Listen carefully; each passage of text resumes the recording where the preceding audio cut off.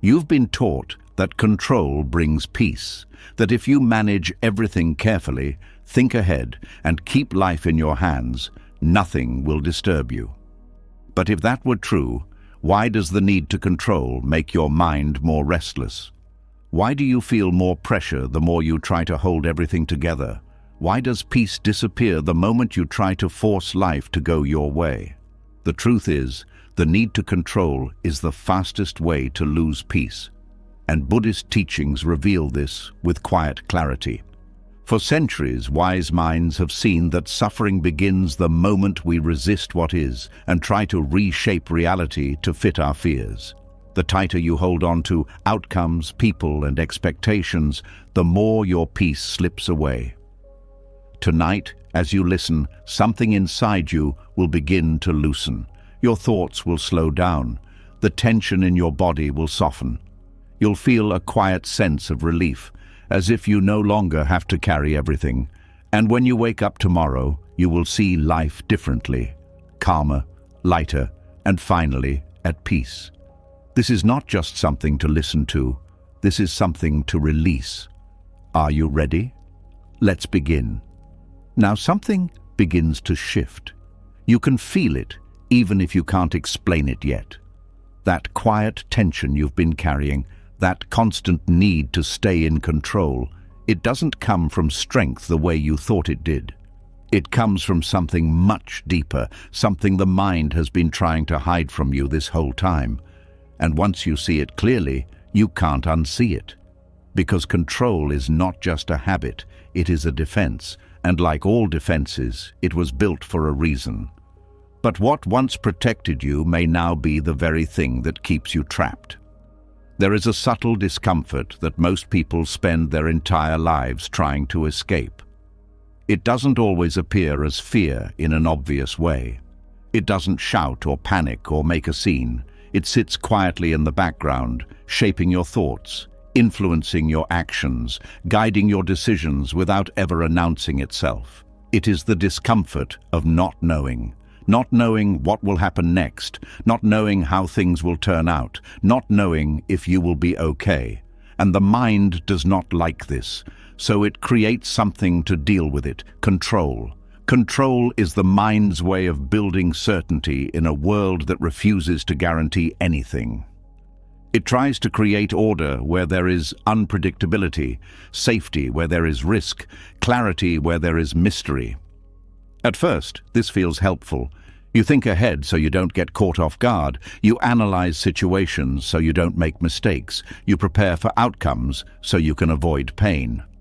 It feels like intelligence. It feels like maturity. It feels like responsibility. But slowly, without realizing it, something changes. What started as protection becomes pressure. Because now, instead of allowing life to unfold, you feel responsible for controlling it. Every outcome becomes something you must manage. Every uncertainty becomes something you must solve. Every possibility becomes something you must think through. And the mind never rests, because uncertainty never disappears. No matter how much you plan, life remains unpredictable. No matter how much you think, outcomes remain uncertain. No matter how much you prepare, the future refuses to be fully known. So the mind tries harder. It tightens its grip. It thinks more. It plans further ahead. It replays scenarios again and again, searching for a version of reality that feels safe enough to relax in. But that version never comes, and this is where suffering begins. Not because life is inherently painful, but because the mind is trying to protect itself from something it cannot eliminate: uncertainty. The deeper truth is this: control is not created because life is dangerous. It is created because the mind is uncomfortable with not knowing. And instead of learning to sit with that discomfort, it builds systems to escape it. It predicts outcomes. It rehearses conversations. It imagines scenarios. It tries to prepare for everything. But all of this activity has a hidden cost. It pulls you away from the present moment, because instead of being here, experiencing what is actually happening, Your attention is constantly projected into the future or dragged back into the past. You are not living life, you are managing it, and managing life is exhausting. There is a quiet tension that builds when you live this way, a constant background pressure that never fully leaves. Even in moments that should feel peaceful, there is a part of your mind that remains alert, scanning, preparing, thinking. It feels like responsibility, but it is actually resistance. Resistance to uncertainty, resistance to not knowing, resistance to the natural flow of life. And this resistance is what creates suffering. Because the more you resist something, the more attention you give it. And the more attention you give it, the more real and overwhelming it becomes.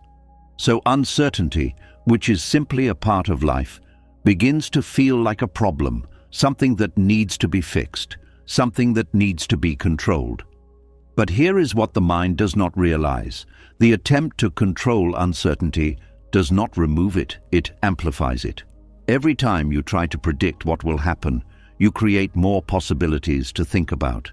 Every possibility brings new questions, new concerns, new scenarios to analyze.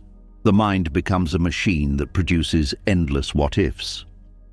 What if this goes wrong? What if they think this? What if I make the wrong decision? What if things don't work out? And because these questions have no final answer, they keep the mind active endlessly. This is why control feels like a loop, because it is a loop that feeds itself. The more you think, the more uncertainty you notice. The more uncertainty you notice, the more you feel the need to think. And so the cycle continues. But there is something even more subtle happening beneath all of this. Control is not just about managing the external world. It is also about managing your internal experience. You try to control how you feel.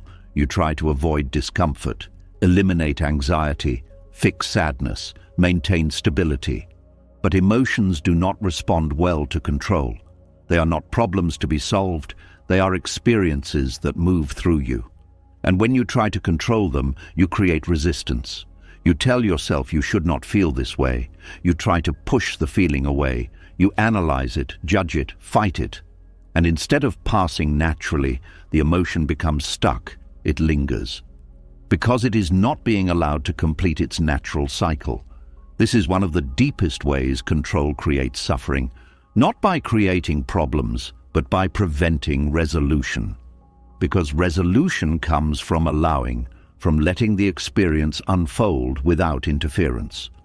But control does the opposite. It interferes, it interrupts, it tries to reshape the experience into something more comfortable, and in doing so, it keeps the discomfort alive. There is also a hidden belief behind all of this, a belief that says if I can just control everything, I will finally feel at peace. But this belief is flawed, because peace does not come from controlling life. It comes from no longer needing to. And this is where the mind struggles, because letting go of control feels dangerous. It feels like you are giving up, like you are becoming passive, like things might fall apart. But this is not what is actually happening. What you are letting go of is not responsibility. You are letting go of resistance. You are letting go of the constant effort to force life into a specific shape. And when that effort drops, something unexpected happens. The tension begins to fade, not all at once, but gradually. You notice moments where your mind is quieter, moments where you are simply present without trying to manage anything, moments where you are just experiencing life as it is. And in those moments, there is peace, not because everything is perfect, but because nothing is being resisted. This is the shift from control to awareness, from managing to allowing, from resistance to acceptance. And it is not something you force, it is something you notice. You begin to see when the mind is trying to control. You notice the tension that comes with it. You feel the pressure, the urgency, the need to figure things out. And instead of following it, you pause. You let the thought pass. You return to the present moment again and again. This is the practice, not controlling less by force, but becoming aware of control as it happens. Because awareness itself creates space, and in that space, the need to control begins to loosen naturally. You start to trust that not everything needs to be figured out right now. You begin to see that uncertainty is not something to fear, it is something to live with, something to move through, something that gives life its depth and unpredictability. And slowly, the mind learns something new, that it does not need to protect you from uncertainty, because uncertainty is not the enemy, the resistance to it is. And when that resistance fades, peace returns, not as something you create, but as something that was always there, waiting beneath the noise. And as that resistance begins to fade, something else becomes easier to notice. The mind does not only try to control through force, it also tries to control through thinking. It moves quietly, almost invisibly, convincing you that if you can just figure things out a little more, think a little deeper, predict a little better, then you will finally feel at ease. But this is where another layer of the trap begins to reveal itself. There is a quiet pull inside the mind that keeps bringing you back into thought. Not because you need to think, but because it feels like thinking will give you relief. It feels like clarity is just one more thought away. It feels like peace is waiting on the other side of one final answer. But no matter how much you think, that final answer never arrives. There is a moment many people overlook, a moment where nothing is wrong, yet the mind refuses to be still. It searches, scans, tries to connect dots that are not even there. It creates questions where there were none, simply because it has become used to doing so. This is not curiosity, this is compulsion. It is the habit of predicting outcomes, of trying to stay ahead of life, of trying to secure a future that has not yet arrived. At first, this seems useful. You believe that thinking things through will protect you. You believe that preparing for every possibility will keep you safe. You believe that if you can just anticipate what might happen, you can avoid discomfort. But slowly, this habit turns into something else. It becomes constant. It becomes automatic. It becomes a loop that runs even when there is nothing to solve. The mind begins to treat every situation as something that must be figured out.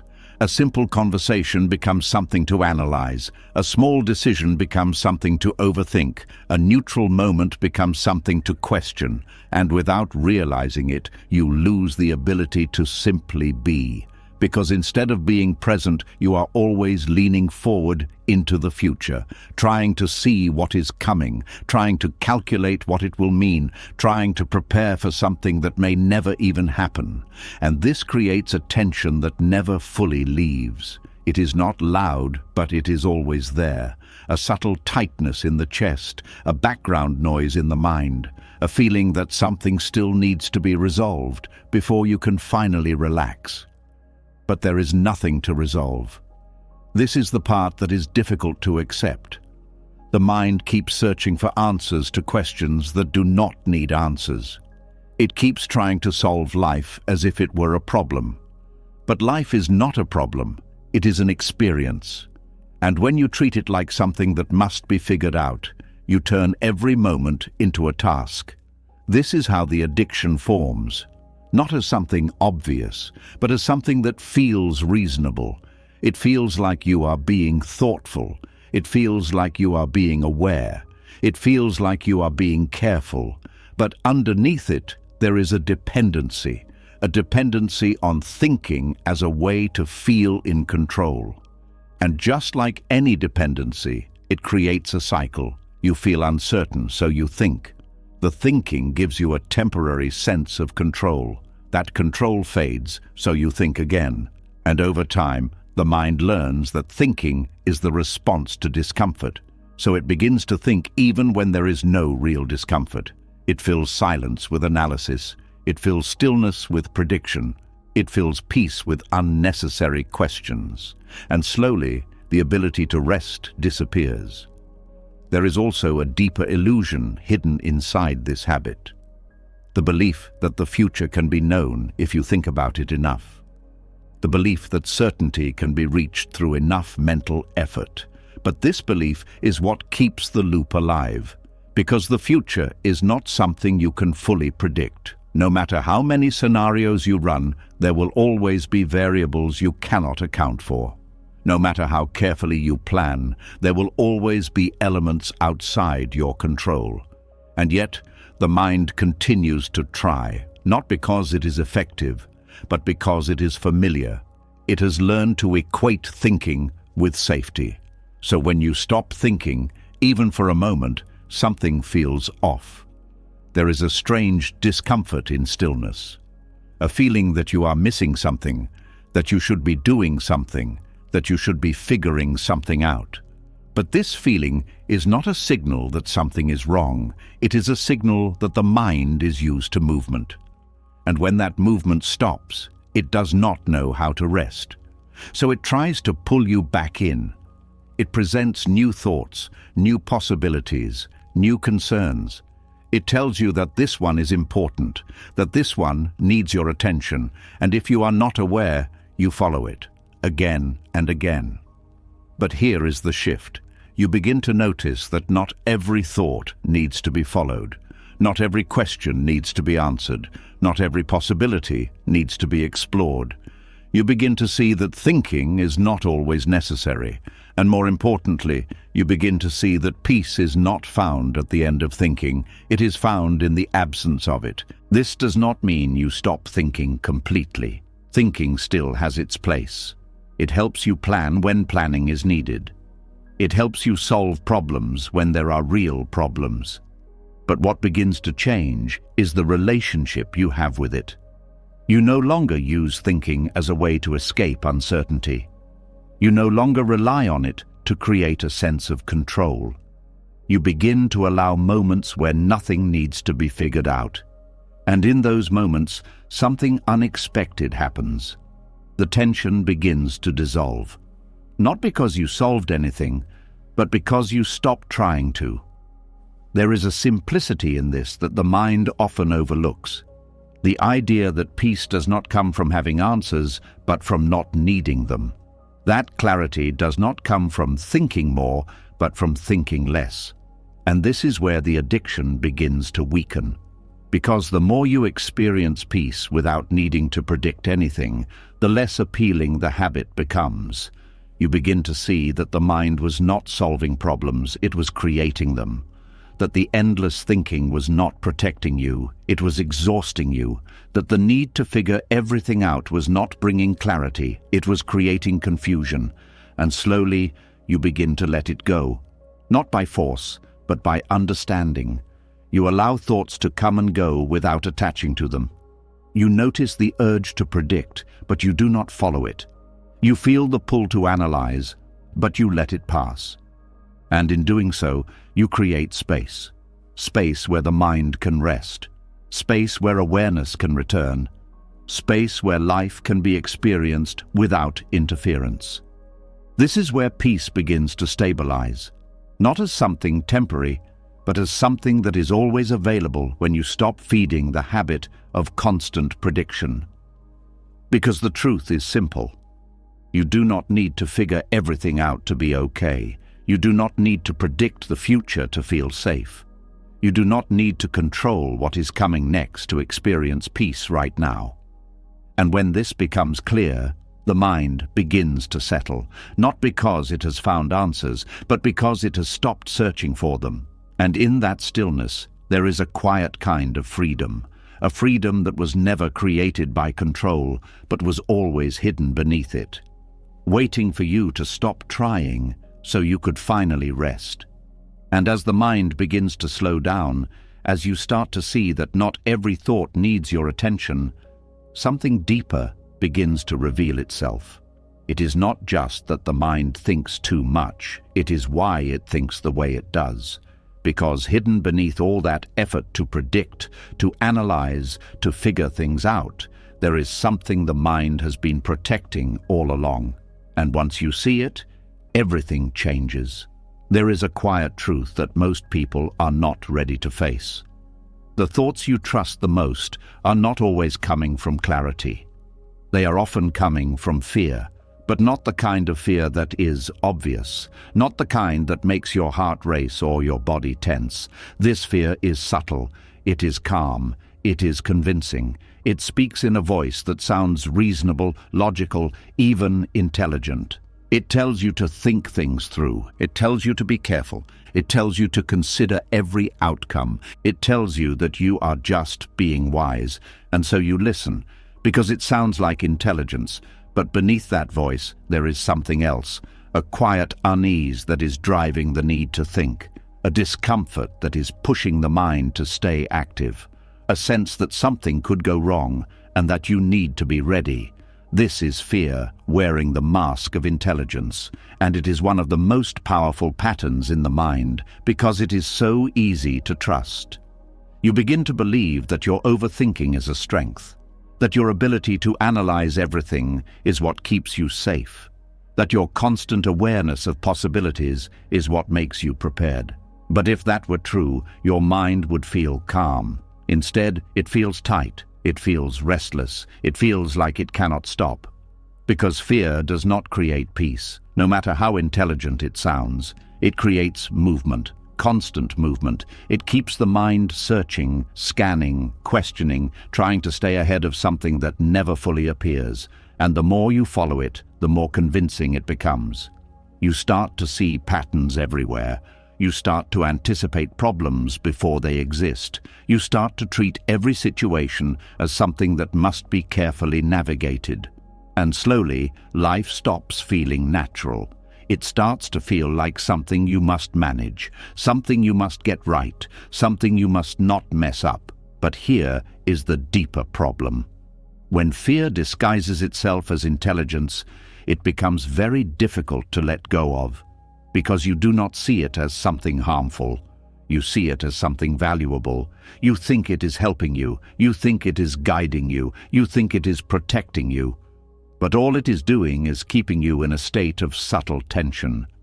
There is a difference between clarity and overthinking. Clarity is simple. It feels light. It does not need to prove itself. It arrives without effort. Overthinking is heavy, it feels urgent, it repeats itself. It tries to convince you that you need to keep going, and the more you look at it closely, the more you begin to see the difference. Clarity does not argue, fear does. Clarity does not rush, fear pushes. Clarity does not create endless scenarios, fear builds them constantly. But because fear speaks in a logical tone, it is easy to mistake it for wisdom. This is why the mind stays trapped, not because it wants to suffer, but because it believes it is doing the right thing. It believes that thinking more will solve the discomfort. It believes that analyzing deeper will bring certainty. It believes that staying alert will prevent pain. But none of these beliefs hold, because the discomfort does not come from a lack of thinking. It comes from the fear that thinking is trying to escape. And as long as that fear is not seen clearly, the thinking continues. There is also something else happening beneath this pattern, a need to feel in control. When the mind feels uncertain, it reaches for thoughts as a way to stabilize itself. It tries to create a sense of order. It tries to make sense of everything. It tries to build a structure that feels safe. But this structure is fragile, because it is built on assumptions about what might happen, assumptions about what things mean, assumptions about what could go wrong. And because these assumptions are not real, they require constant maintenance. You have to keep thinking, you have to keep checking, you have to keep analyzing, because the moment you stop, the sense of control fades and the fear returns. So the mind continues the cycle, not because it works, but because it feels necessary. There is a moment where this becomes visible, a moment where you catch yourself thinking, not because you need to, but because you feel like you have to. A moment where you notice that the thoughts are not bringing clarity. They are creating more confusion. A moment where you see that the thinking is not ending, it is multiplying.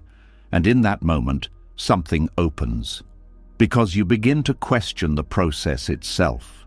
You begin to ask, what if this is not intelligence? What if this is fear?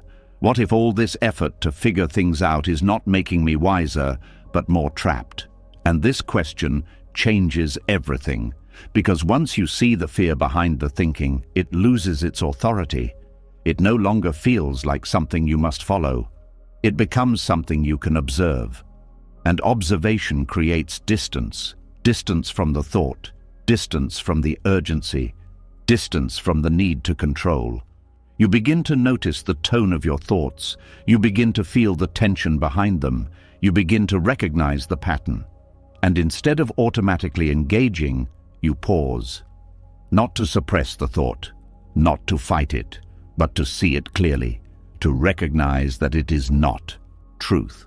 It is a reaction, a response to discomfort, a movement of fear trying to protect itself. And when you see it this way, something softens, the grip loosens, the urgency fades, because you are no longer convinced that you need to follow every thought to stay safe.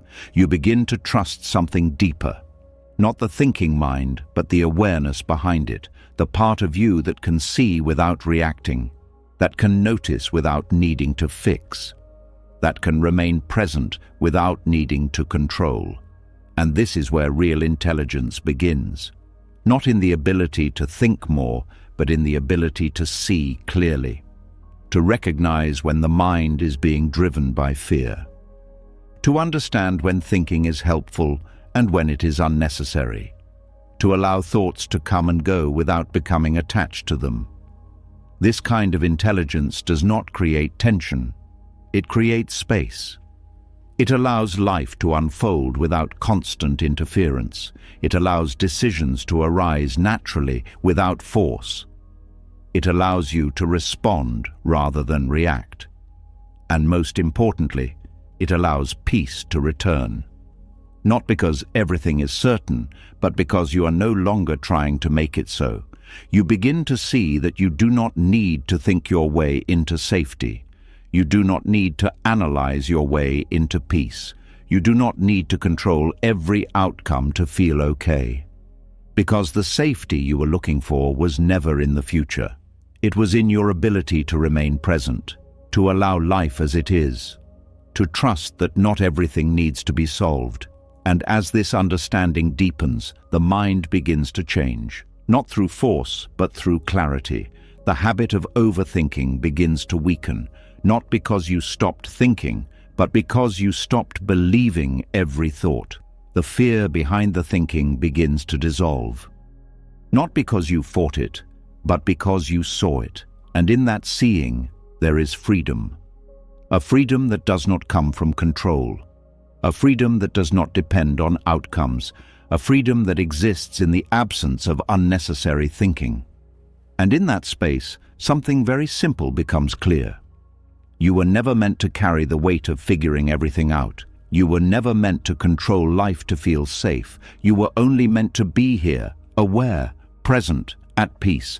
And the moment you stop mistaking fear for intelligence, the moment you stop following every thought as if it were truth, you begin to return to that state, not by adding anything, but by letting go of what was never needed. And in that letting go, the mind finally finds what it was searching for all along: stillness. And as that stillness begins to settle in, as you start to see that not every thought deserves your trust, something even deeper begins to surface. It is no longer just about fear hiding behind intelligence. There is another force quietly shaping the way you experience life, something that does not only think, but demands, something that does not only react, but insists that things should be a certain way. And once you notice it, you begin to understand why letting go feels so difficult. There is a silent script running in the background of your life. It does not announce itself, but it influences everything. It tells you how things should go, how people should act, how you should be treated, how your life should unfold. It creates an image of what is right, what is fair, what is expected. And without realizing it, you begin to measure reality against that script. When things match it, you feel comfortable. When things follow the plan, you feel secure. When people behave as expected, you feel at ease. But when life moves in a different direction, something inside you resists. There is a tightening, a frustration, a sense that something is wrong. Not necessarily because the situation itself is harmful, but because it does not match the story you were holding on to. This is the ego's need to author reality. It is the part of the mind that wants to be in control of how life unfolds. It wants to write the script and then watch it play out exactly as planned. It wants consistency, predictability, alignment with its expectations. And when life does not follow that script, it feels threatened. Not because life is dangerous, but because the ego's sense of identity is tied to that script. The ego is not just about who you are. It is about the story you tell yourself about who you are. It is the image you hold of yourself, the roles you believe you must fulfill, the expectations you carry about how your life should look. And this image becomes something you protect. You want to be seen in a certain way. You want things to happen in a certain order. You want your efforts to lead to specific results. And when reality does not cooperate, the ego reacts. It judges. It resists. It tries to correct what is happening. Because to the ego, anything unscripted feels like a loss of control. But life does not follow scripts. It moves. It changes. It unfolds in ways that cannot always be predicted. And the more tightly you hold onto your expectations, the more friction you create with reality. This friction is what you feel as stress. It is not just the situation itself that causes discomfort. It is the gap between what is happening and what you believe should be happening. That gap creates tension, a quiet inner struggle where the mind tries to reshape reality instead of accepting it. You begin to notice this in small moments. A conversation does not go the way you expected, and you replay it in your mind. A plan falls apart, and you feel frustrated even though nothing serious has happened. Someone responds differently than you imagined, and you start questioning everything. In each of these moments, the ego is trying to pull reality back into its script. It is trying to restore a sense of order, but this effort is endless. Because reality is not fixed, it is alive, and anything that is alive cannot be fully controlled. The ego does not like this. It prefers certainty. It prefers predictability. It prefers knowing what comes next. So it builds expectations, not just about the future, but about everything. How people should behave, how situations should unfold, how emotions should feel, how progress should look. And these expectations become invisible rules, rules that reality never agreed to. So when those rules are broken, the ego reacts as if something has gone wrong, even when nothing has. This is one of the deepest sources of suffering, not the events themselves, but the insistence that they should be different. There is also a subtle attachment hidden in this process, an attachment to identity. You do not just want things to go a certain way, you want them to confirm who you believe you are. You want your efforts to validate your worth. You want your plans to reflect your control. You want your outcomes to match your expectations. And when they do not, it feels personal. It feels like something about you is being challenged. But what is actually being challenged is not your true self. It is the image you have created, the version of yourself that depends on things going a certain way. And when that image is threatened, the ego resists. It tries to fix. It tries to adjust. It tries to regain control. But this only deepens the struggle. Because the more you try to force reality to match your identity, the more tension you create. There is a different way of seeing this, a way that does not require you to give up action, but changes the relationship you have with it. You begin to notice that the script you are holding onto is not reality. It is a mental construction, a story, a set of expectations that you have created over time. And like all stories, it can be released, not by rejecting it, but by seeing it for what it is. You begin to see that life does not need to follow your script for you to be okay, that your identity does not need to be confirmed by outcomes, that your sense of self does not depend on how things unfold, and this creates space. Space between what is happening and the need to control it. Space between the experience and the reaction. Space where acceptance can arise. This acceptance is not passive. It is not giving up. It is seeing clearly.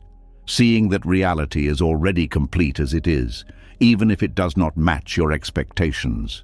Seeing that your role is not to force it into a specific shape, but to move with it. To respond, not resist. To engage, not control.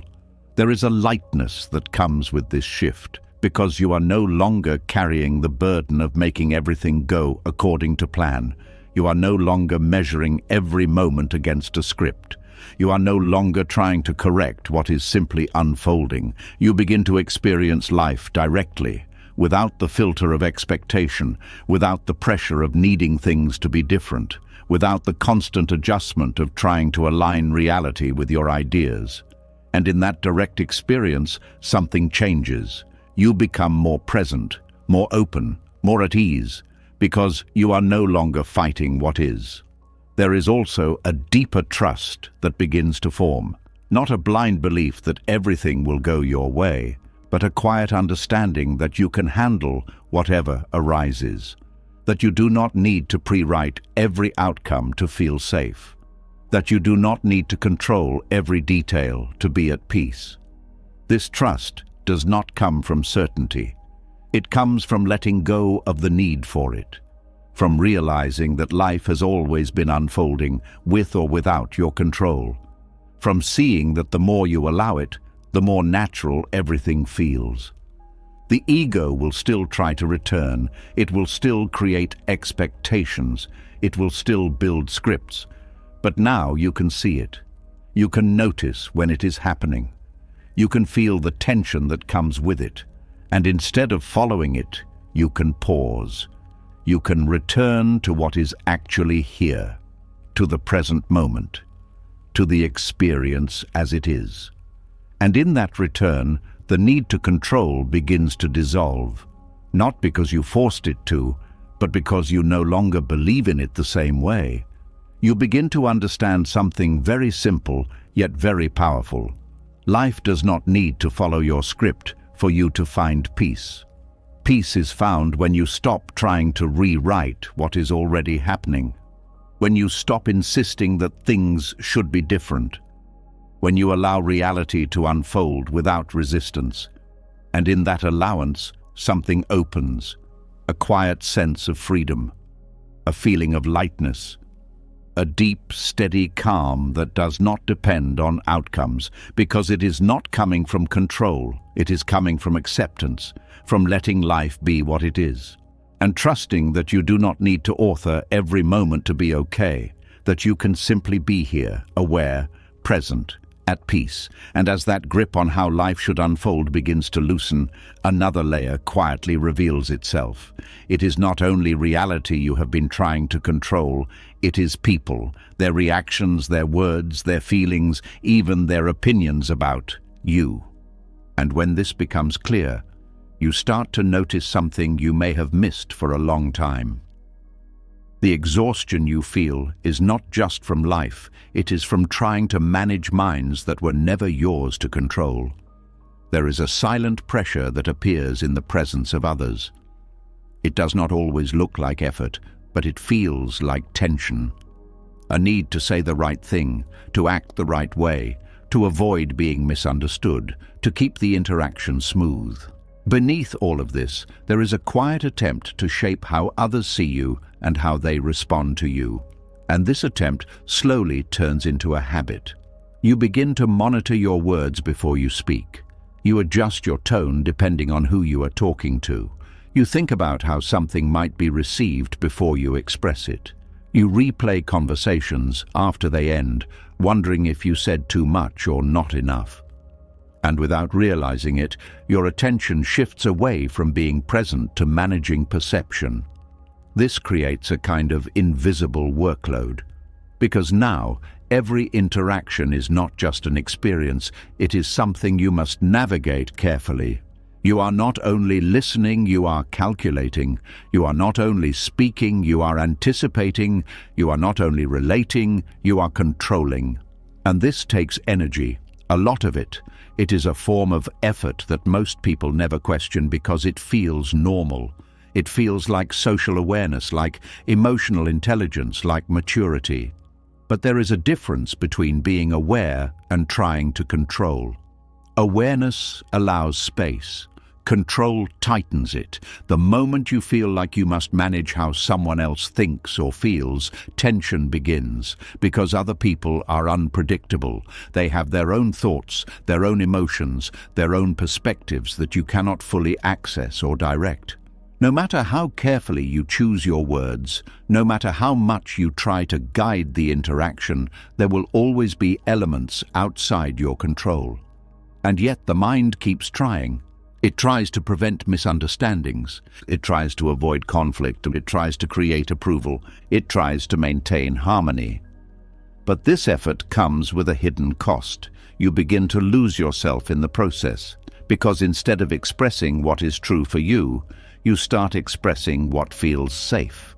Instead of responding naturally, you respond strategically. Instead of being present, you are constantly thinking ahead.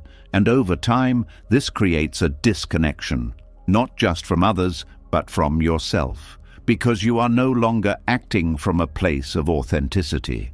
You are acting from a place of control. There is also a deeper fear beneath this pattern.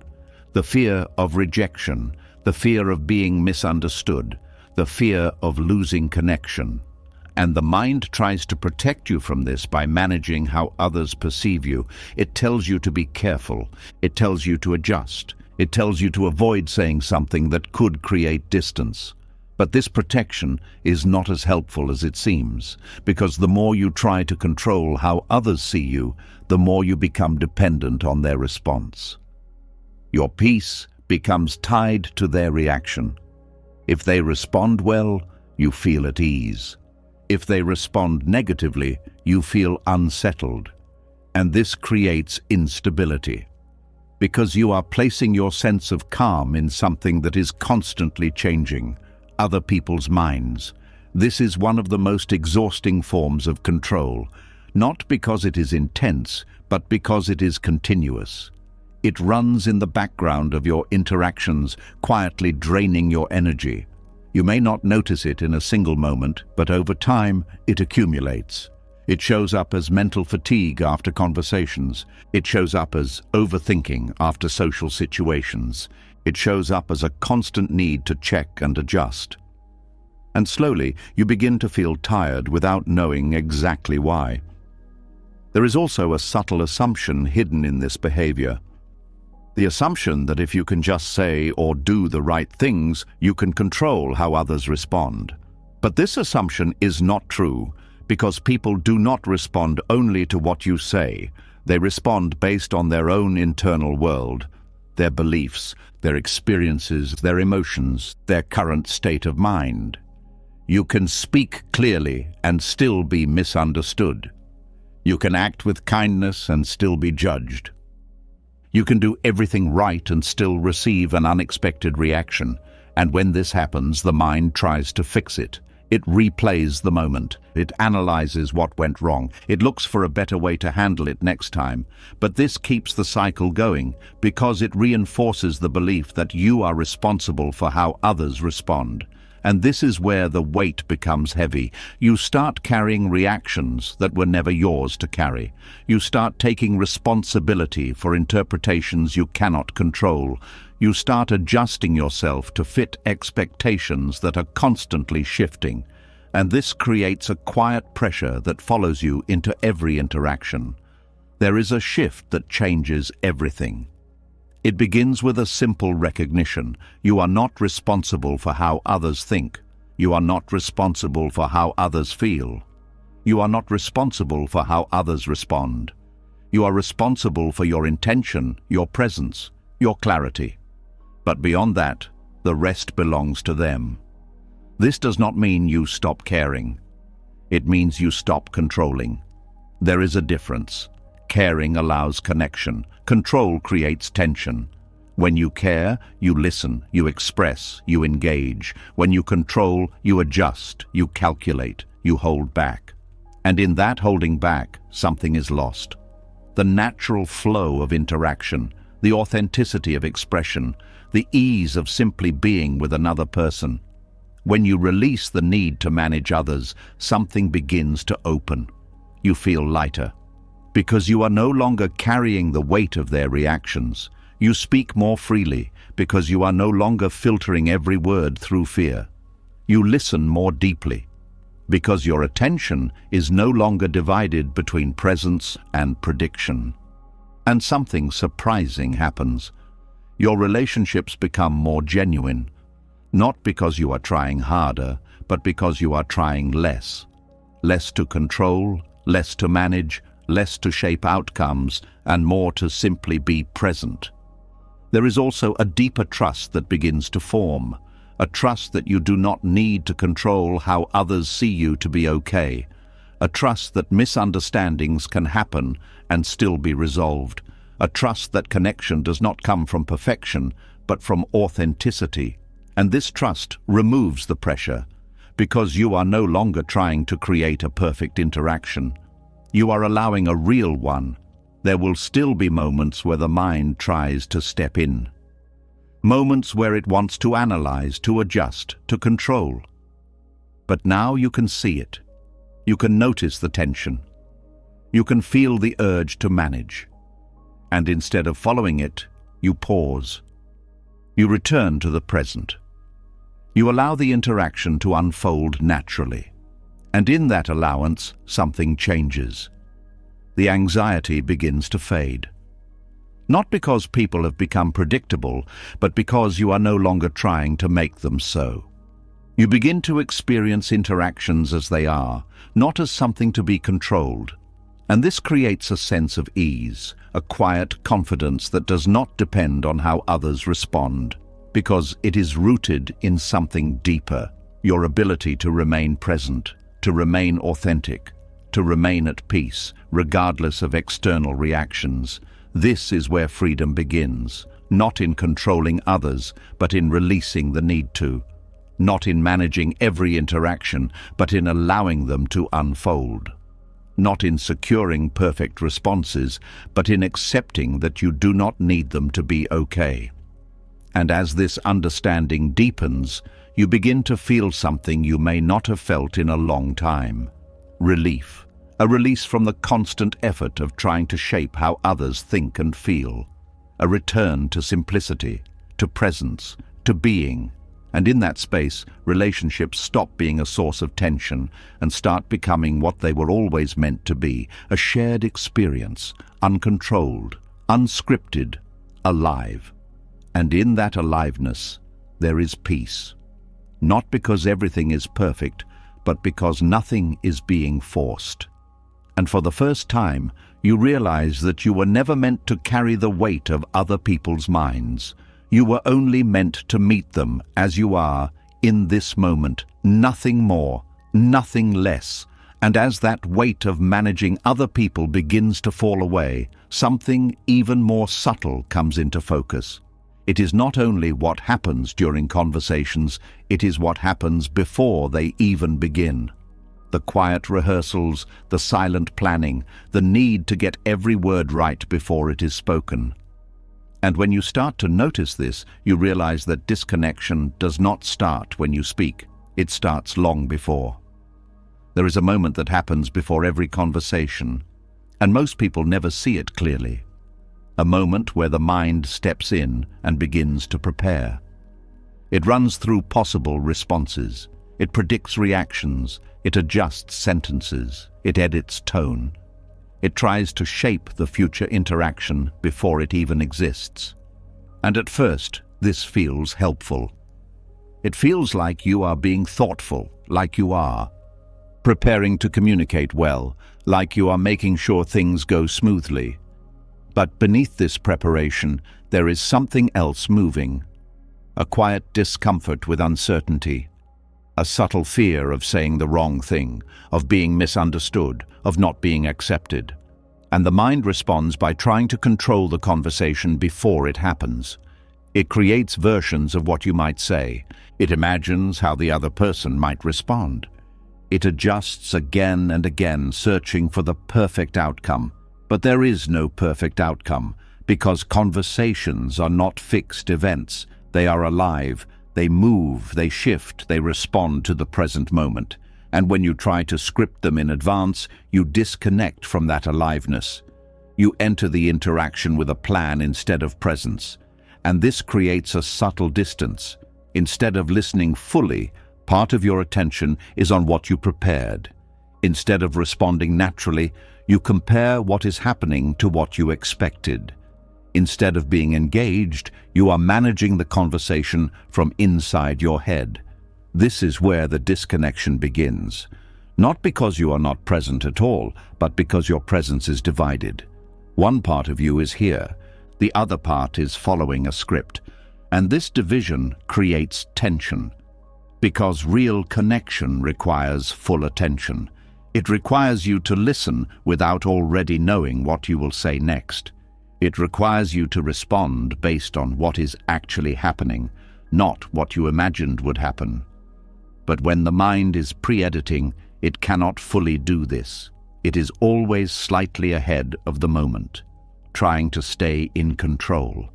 There is also a hidden expectation behind this habit. The belief that if you can just say things the right way, you can control how the conversation unfolds. That you can guide the outcome by carefully choosing your words in advance, that you can avoid discomfort by preparing enough. But this belief creates pressure, because now every word feels important. Every sentence feels like it must be right. Every interaction becomes something you need to manage. And this pressure makes it harder to speak freely. You hesitate, you second guess, you filter, and slowly, your natural expression becomes restricted. Not because you lack the ability to communicate, but because you are trying too hard to control how you communicate. There is also something else that happens when you rehearse conversations in your mind. You begin to live them before they happen. You go through the interaction again and again, experiencing different versions of it, reacting to imagined responses, adjusting your approach. And this creates emotional involvement in something that is not real. You feel tension from conversations that have not occurred. You feel relief from outcomes that may never happen. You invest energy into scenarios that exist only in thought. And by the time the real conversation arrives, your mind is already tired, already engaged, already influenced by expectations. This makes it harder to be present. Because you are not entering the conversation fresh. You are entering it with a history of imagined experiences. And this shapes how you respond. You may react to something that was never actually said. You may interpret a tone based on your expectations rather than reality. You may feel tension because your script is not being followed, and this creates confusion. Because the real interaction does not match the imagined one. And instead of adjusting naturally, the mind tries to pull the conversation back into its script. It tries to correct. It tries to steer. It tries to regain control. But this only deepens the disconnection. Because now you are not just pre-editing before the conversation, you are trying to edit it as it happens. And this creates a constant effort. A constant monitoring of what is being said, how it is being said, how it is being received. And this effort takes you further away from presence. There is a different way of experiencing conversations, one that does not require preparation in the same way. It begins with trust. Not trust in the outcome, but trust in your ability to respond. Trust that you do not need to know exactly what to say in advance. Trust that clarity can arise in the moment. Trust that you can listen, feel, and respond naturally without needing a script. This trust changes everything because it removes the pressure. You no longer feel the need to get everything right before speaking. You no longer feel the need to predict how things will unfold. You allow the conversation to be what it is, unscripted, uncontrolled, alive, and in this aliveness, something opens. You listen more deeply. Because your attention is not divided. You respond more naturally. Because you are not filtering your words through pre-planned ideas. You connect more fully. Because you are actually present. There is also a lightness that comes with this shift, because you are no longer carrying the weight of preparation. You are no longer managing multiple versions of the conversation in your mind. You are simply there, with the other person, in the moment, and this simplicity creates ease, a sense that you do not need to perform, that you do not need to control how you are perceived, that you can just be. There will still be moments where the mind tries to return to its habit, moments where it begins to rehearse again, to plan, to edit. But now you can see it. You can notice the urge. You can feel the tension behind it. And instead of following it, you pause. You let the thoughts pass. You return to the present. Again and again. This is the practice. Not forcing yourself to stop thinking, but recognizing when thinking is unnecessary. Recognizing when it is pulling you away from the moment, and gently bringing your attention back. Over time, this changes your relationship with communication. You stop seeing conversations as something to control. You start experiencing them as something to participate in, a shared flow, a dynamic exchange, something that cannot be fully predicted but can be fully experienced. And this creates a deeper kind of confidence. Not the confidence of having everything planned, but the confidence of knowing you can handle whatever arises. That you do not need to prepare every word to communicate effectively. That you do not need to control every response to stay grounded. That you can remain present, even in uncertainty. This presence is what creates real connection, because it allows you to meet the other person as they are, not as you expected them to be, not as you imagined they would respond, but as they are, in that moment. And when you meet someone in that way, something genuine happens, something that cannot be scripted, something that cannot be controlled, something that can only arise from presence. This is where communication becomes effortless. Not because there is no thinking, but because there is no unnecessary thinking. Not because everything is predictable, but because you are no longer trying to make it so. And in that effortlessness, there is peace. A quiet ease that comes from letting go of the need to pre-edit, to rehearse, to control. A return to something simple, to being here, to listening, to responding, without the weight of trying to get it right. And in that simplicity, you begin to see something clearly. You were never meant to control conversations. You were meant to be part of them, fully, naturally, present. And when you allow that, the disconnection fades, the tension dissolves, and what remains is something real, something alive, something peaceful. And as you begin to let go of rehearsing every word, as you allow conversations to unfold without trying to control them, something deeper starts to come into view. It is not only about control in moments of interaction.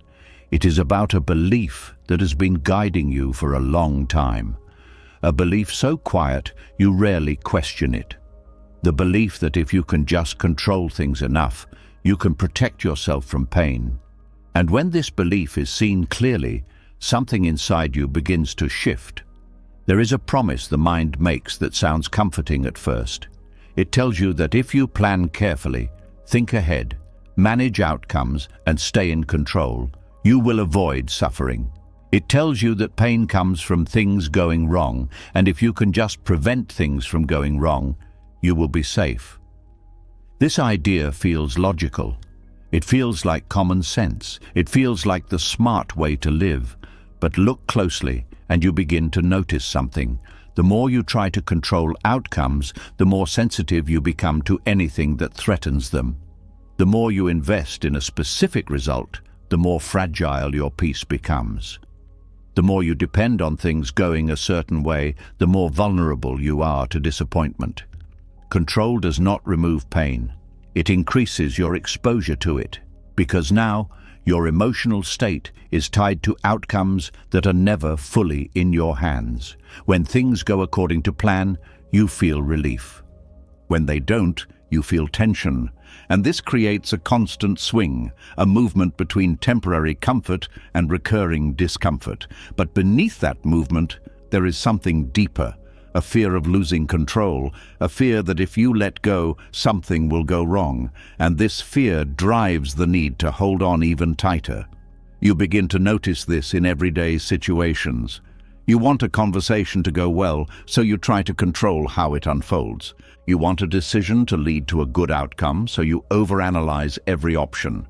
You want a relationship to remain stable, so you try to manage how the other person feels. In each case, the intention is the same, to avoid pain. But the result is the opposite, because the more you try to control, the more pressure you create. You become tense before things even happen. You feel anxious about outcomes that have not yet arrived. You experience stress in anticipation of possible discomfort. And this means you are already suffering even before anything goes wrong. This is one of the most overlooked truths. The attempt to avoid pain creates it in advance. You begin to carry emotional weight for events that have not happened. You begin to feel disappointment before any real loss. You begin to react to imagined outcomes as if they were real. And this creates a constant background tension, a sense that something is always at risk. Something always needs to be protected. Something always needs to be controlled. But there is something even more subtle happening. The more you try to avoid pain, the less able you become to handle it. Because you are no longer allowing yourself to experience discomfort naturally. You are trying to eliminate it, and in doing so, you weaken your ability to move through it. Pain is not something that stays forever. It moves. It rises, peaks, and passes. But when you resist it, when you try to control it, when you refuse to allow it, it lingers. It becomes stuck, not because it is permanent, but because it is being held in place by resistance. This is why control amplifies suffering, not by creating pain, but by preventing its natural release.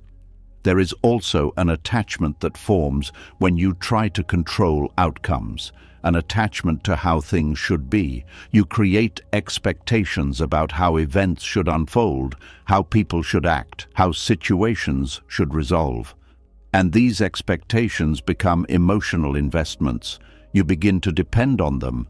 You begin to feel that your well-being is tied to them. So when reality moves in a different direction, it feels like something has been taken from you, even if nothing has actually been lost. It is the gap between expectation and reality that creates the pain.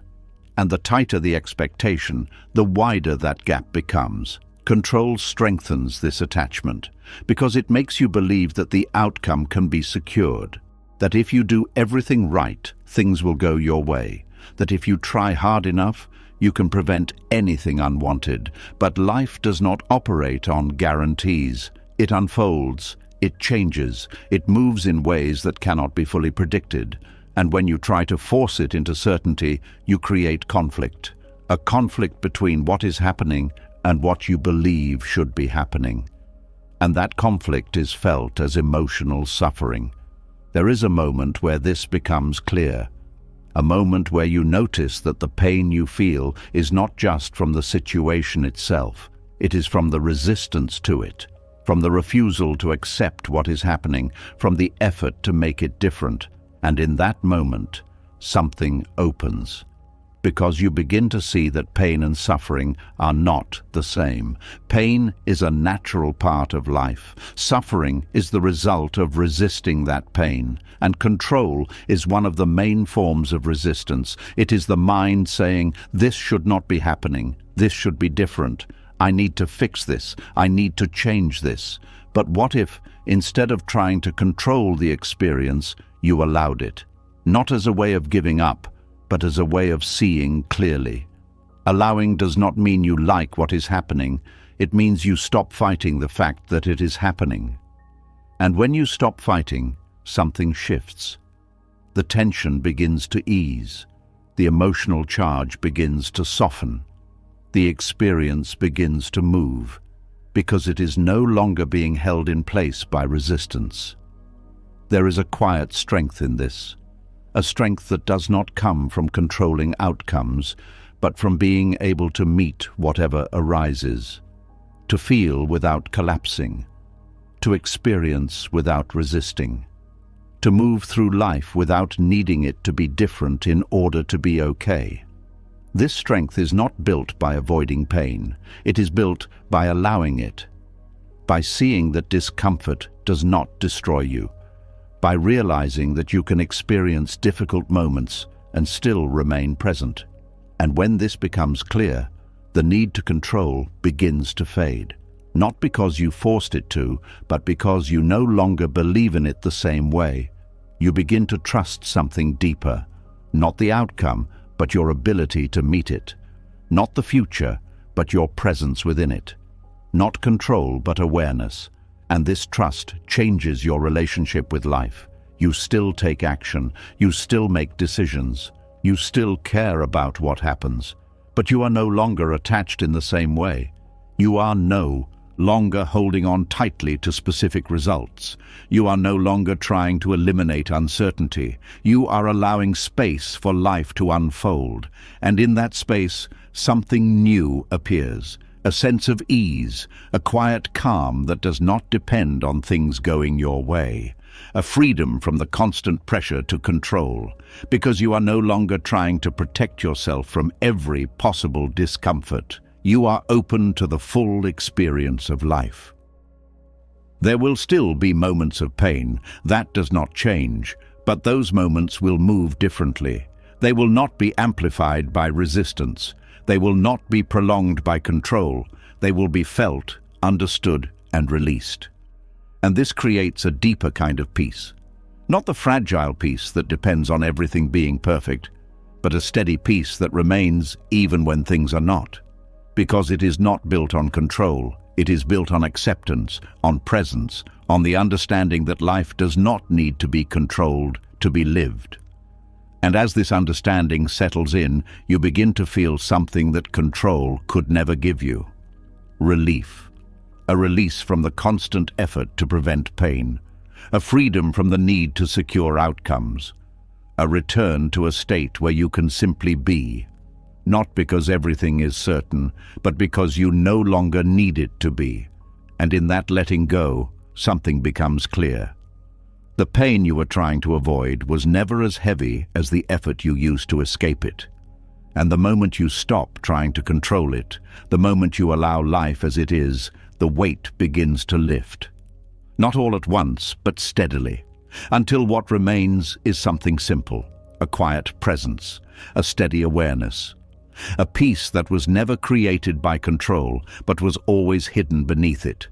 And as that relief begins to settle, as you start to feel what it means to stop fighting every moment, something else quietly comes into view. It is not only the need to control that creates tension, it is what you are holding on to underneath that control.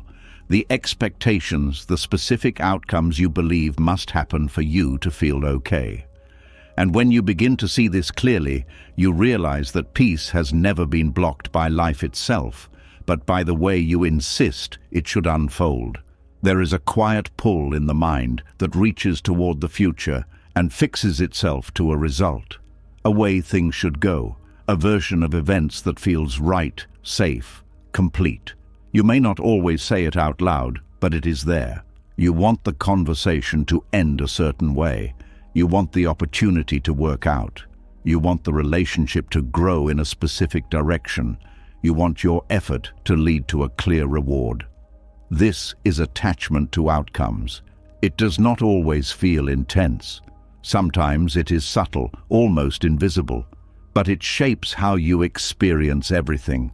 Because once the mind attaches to a result, it begins to measure reality against it. If things move toward that result, you feel relief. If things move away from it, you feel tension. And just like that, your peace becomes conditional, dependent on something that has not yet happened, dependent on something you cannot fully control.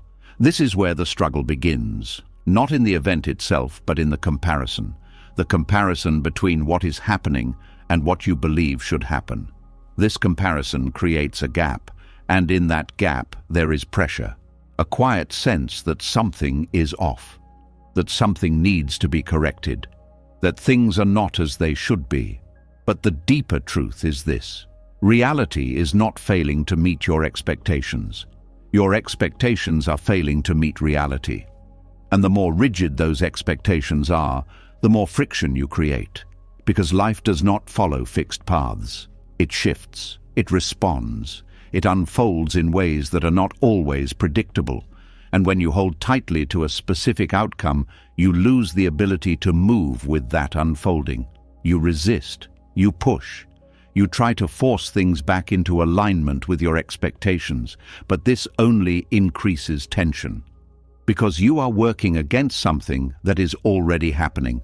There is also something else that happens when you become attached to outcomes. You narrow your experience.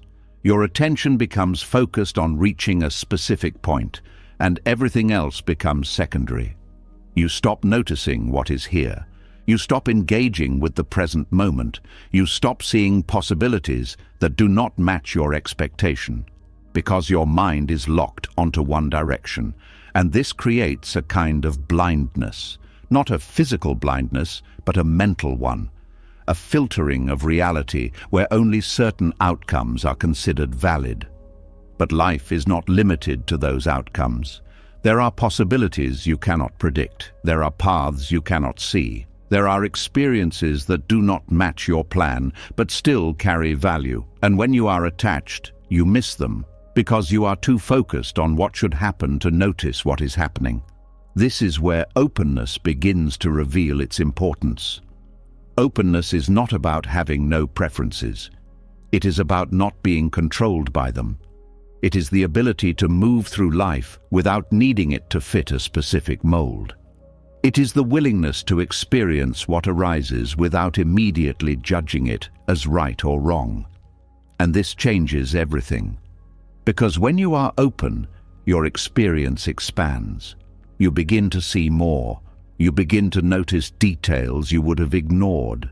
You begin to engage with life as it is, not as you imagined it. And in that engagement, something unexpected happens. You find moments of peace in places you did not expect. You find clarity in situations that did not go as planned. You find meaning in outcomes you would have rejected before. This is the quiet power of openness. It allows you to receive what life offers, instead of resisting what it is not. There is also a freedom in not needing things to go a certain way. Because the moment you release that need, the pressure drops. You are no longer waiting for a specific result to feel okay. You are no longer holding your breath until something happens. You are no longer tied to a future moment. You are here, present, engaged. And this presence brings a different kind of peace, a peace that is not dependent on outcomes, a peace that exists within the experience itself. You begin to see that peace was never in the future. It was in your relationship with the present, and attachment was pulling you away from it. There is also a shift in how you respond to uncertainty. When you are attached, uncertainty feels threatening because it means the outcome is not guaranteed, because it means things could go differently than you expect. But when you are open, uncertainty feels different. It feels like space, like possibility, like something that can unfold in many directions. And this changes your emotional response. Instead of tightening, you soften. Instead of resisting, you allow. Instead of fearing what might happen, you become curious about it. And this curiosity creates a sense of ease, because you are no longer trying to control the future. You are allowing it to reveal itself. There is also something deeper that begins to shift: your sense of identity. When you are attached to outcomes, your identity becomes tied to them. You begin to see success and failure as reflections of who you are. You begin to feel validated when things go your way and diminished when they do not. But when you release that attachment, something changes. Your identity becomes less dependent on results. You begin to see yourself not as the outcome, but as the one experiencing it. And this creates stability, because your sense of self is no longer fluctuating with every change. It remains steady, even when things do not go as planned. This steadiness allows you to move through life with more ease. You can act without fear of losing yourself. You can engage without needing to control. You can experience without clinging. And in that movement, there is freedom. Not the freedom of having everything go your way, but the freedom of not needing it to. There will still be moments where attachment appears, moments where the mind fixes itself to an outcome, moments where you feel the pull to control. But now you can see it. You can notice the tightening. You can feel the expectation forming. And instead of following it, you pause. You create space. You allow the expectation to be there without letting it take over.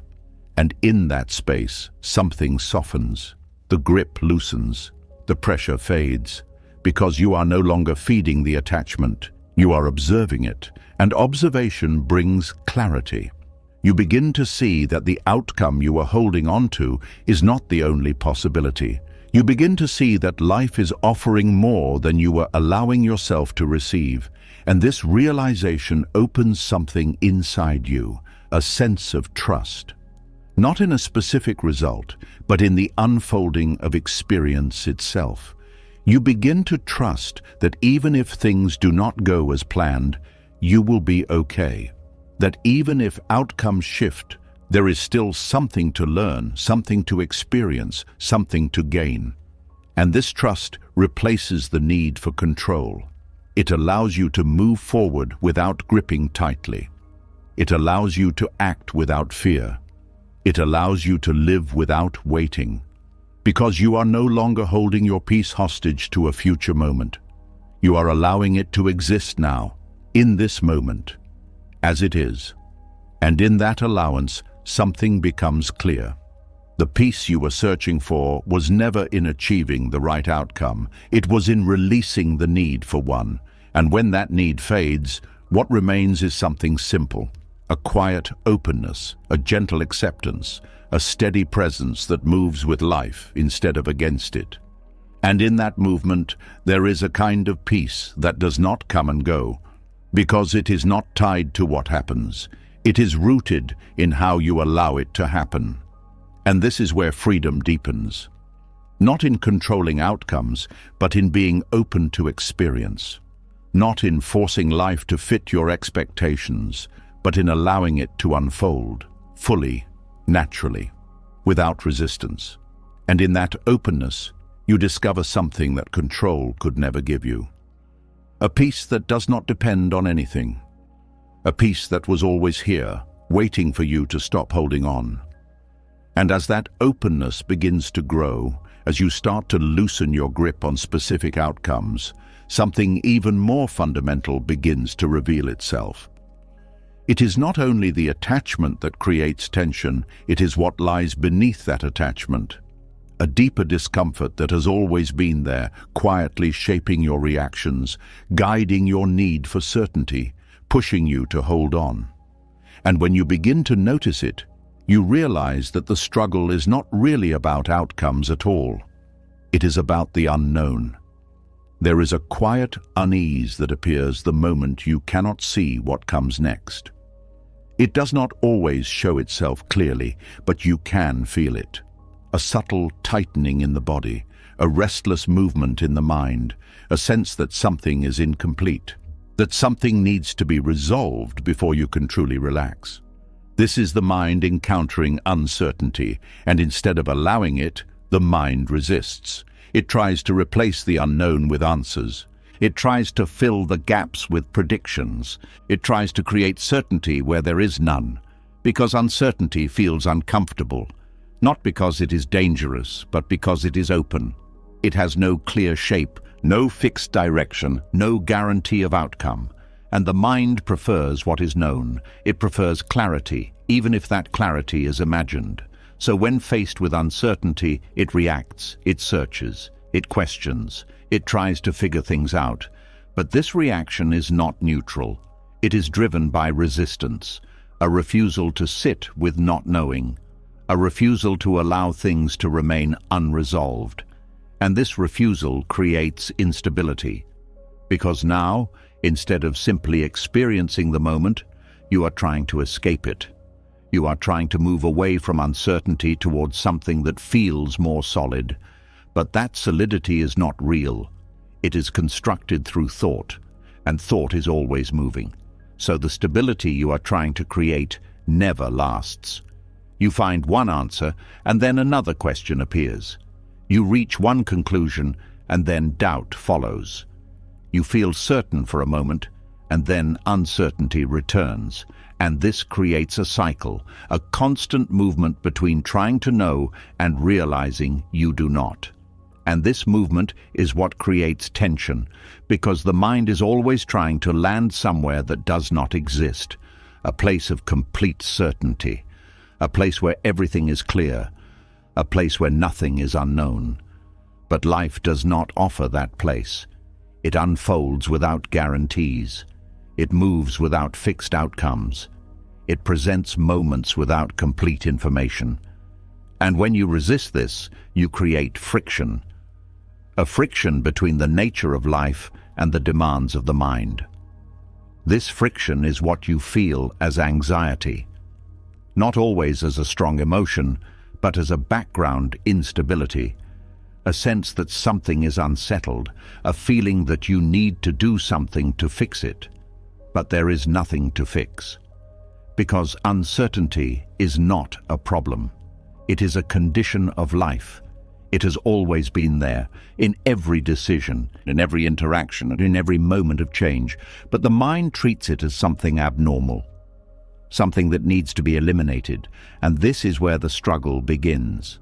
Because you cannot eliminate uncertainty. You can only resist it or allow it. And resistance creates tension. Allowing creates space. There is a moment where this becomes clear. A moment where you notice that the discomfort you feel is not coming from uncertainty itself. It is coming from your reaction to it, from the need to know, from the effort to resolve, from the refusal to remain in the unknown. And in that moment, something shifts, because you begin to see that uncertainty is not what is disturbing you. It is your resistance to it. This realization opens a new possibility. The possibility of staying, of not rushing to answers, of not forcing clarity, of allowing the moment to be as it is, even if it is not fully understood. At first, this feels unfamiliar. The mind is used to movement, used to searching, used to trying to resolve. So when you stop, when you allow uncertainty to remain, there is a sense of unease, a feeling that you should be doing something, that you are missing something. But this feeling is not a sign that something is wrong. It is a sign that the habit of resistance is still active, and as you stay with it, without reacting, something begins to change. The intensity of the discomfort starts to soften. The urgency begins to fade. The need to fix begins to loosen, because the mind is learning something new. That it does not need to escape uncertainty to be okay, that it can remain present even without answers, that it can experience the unknown without collapsing.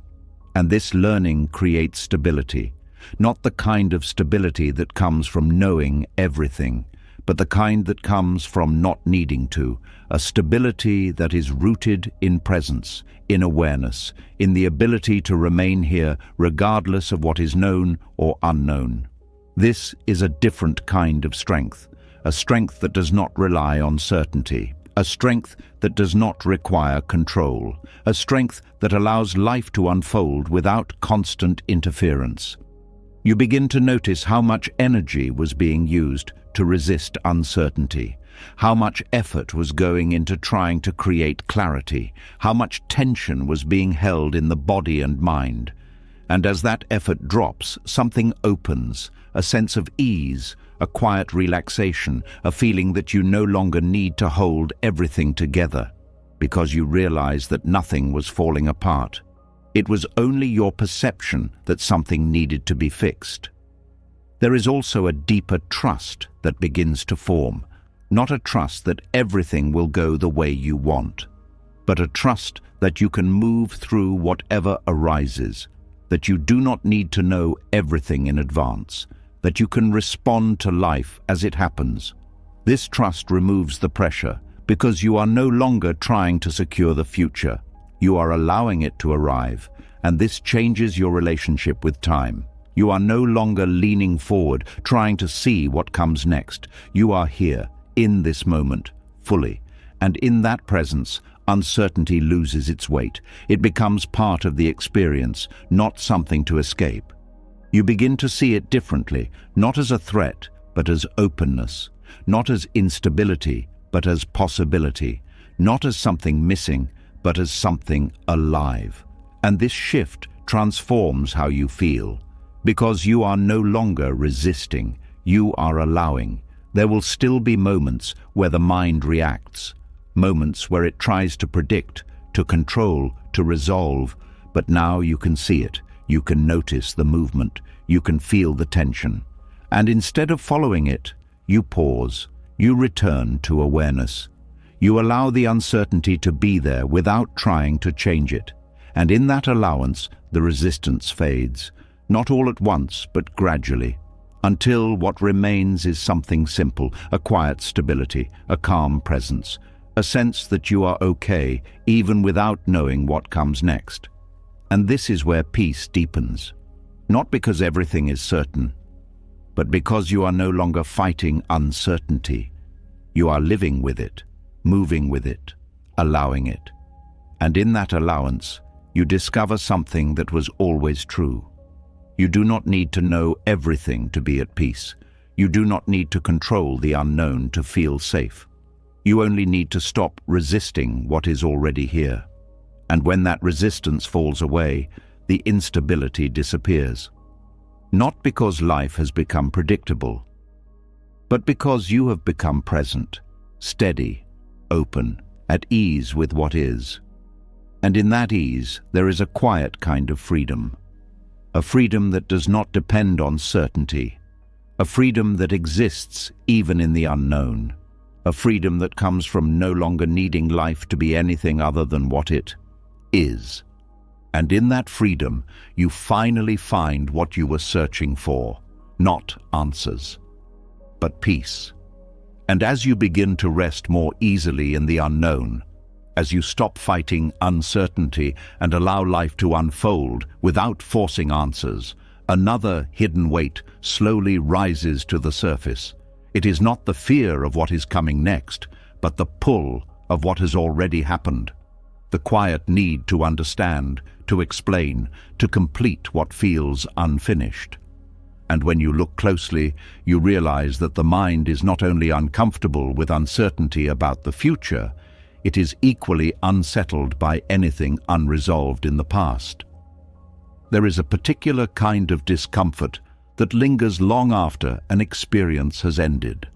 A conversation that did not go the way you expected. A relationship that ended without clear reasons. A moment where something changed, but no explanation followed. These situations do not simply pass. They remain in the mind, returning again and again, asking for something that was never given. This is the need for closure. It feels like a natural desire, a desire to understand what happened, to make sense of it, to bring a clear ending to something that feels open. The mind believes that if it can just find the right explanation, the discomfort will disappear.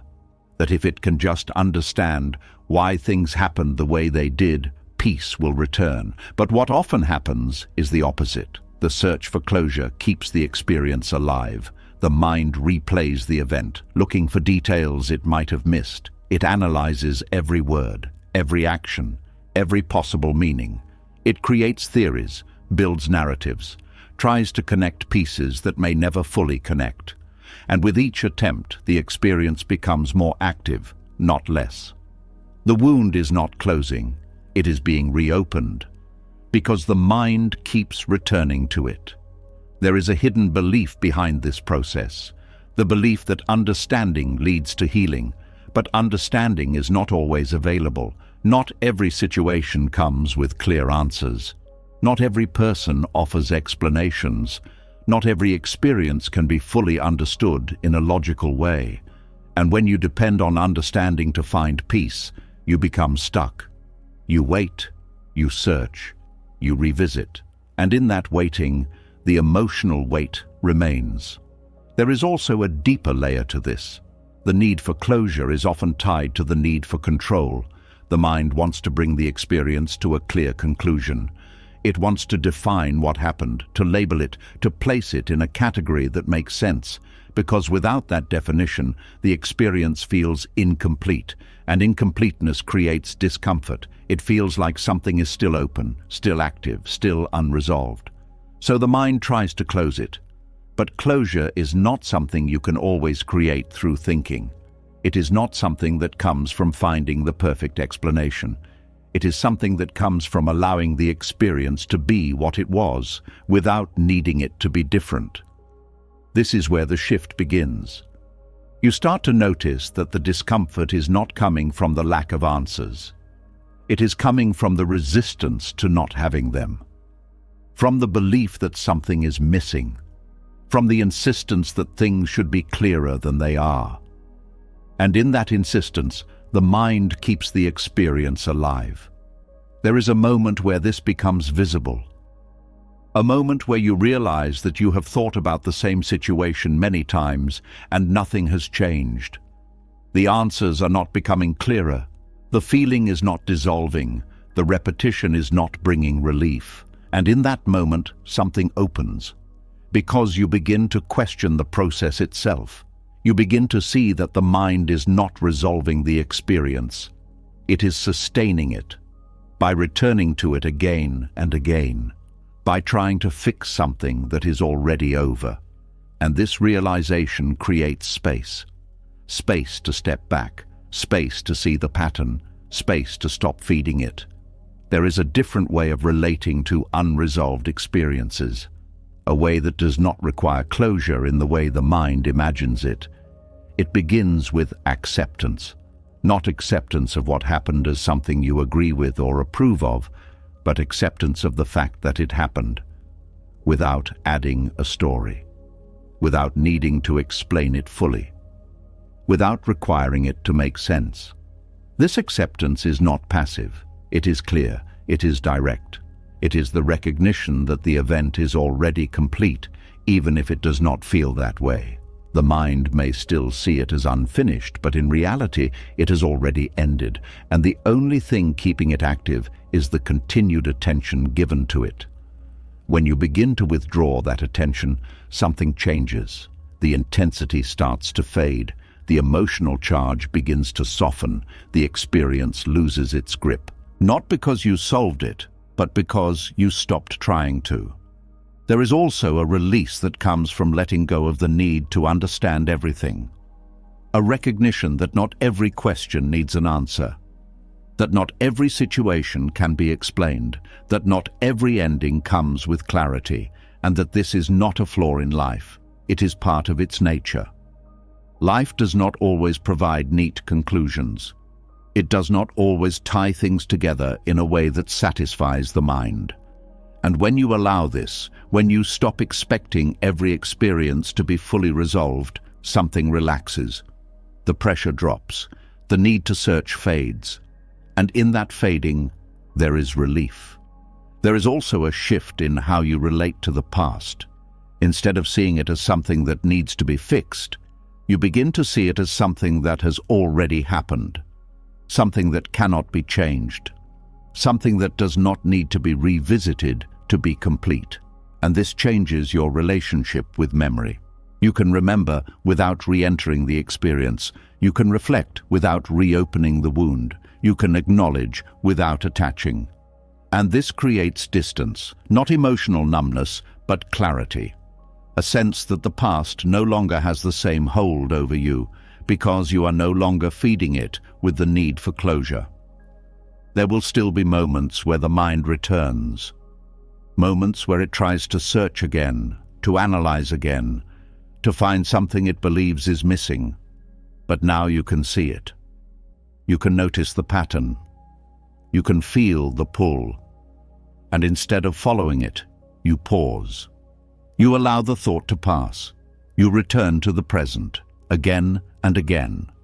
This is how the cycle breaks, not through force, but through awareness, through recognizing that the search for closure is not leading to peace, through allowing the experience to remain as it is, without needing it to be different.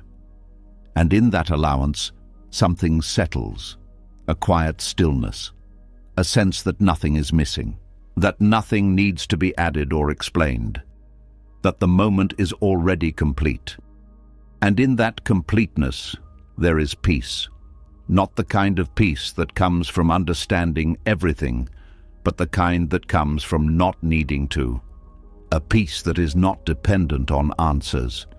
A peace that is not waiting for resolution. A peace that exists when you stop trying to close what is already finished. And as this becomes clearer, you begin to feel lighter, freer, less burdened by the past. Because you are no longer carrying the weight of unanswered questions. You are no longer trying to complete what has already ended. You are allowing it to be. And in that allowing, something shifts deeply. You return to the present, to what is here, to what is alive. And the past begins to lose its hold, not because it was erased, but because you no longer need anything from it. And in that release, you discover something simple. Closure was never something you needed to find. It was something you needed to stop chasing. And when that chase ends, what remains is quiet, still, peaceful, complete. And as that quiet sense of completion begins to settle, as you stop chasing explanations and allow the past to rest where it belongs, another hidden layer of control slowly comes into view. It is not about needing answers anymore. It is about something heavier, something you have been carrying without even questioning it. A weight that feels like responsibility, but goes far beyond what is actually yours. And when you begin to see it clearly, you realize that much of your exhaustion was never about life itself, but about everything you believed you had to carry. There is a subtle habit that forms over time, one that feels noble on the surface. It feels like care, like maturity, like strength. You begin to take responsibility not only for your own actions, but for how others feel, how situations unfold, how outcomes are experienced by everyone involved. You start to believe that it is your role to hold things together, to keep everything stable, to make sure nothing falls apart. It begins in small ways. You notice someone is upset and you feel responsible for fixing it.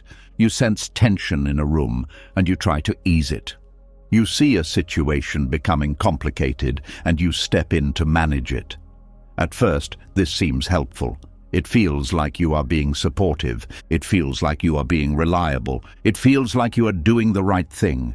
But slowly, this expands. You begin to take on more than what belongs to you.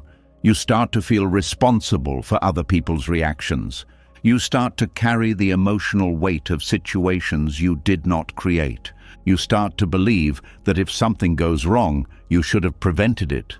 And without realizing it, you begin to live in a state of over-responsibility, a state where you are constantly monitoring, adjusting, and trying to manage everything around you.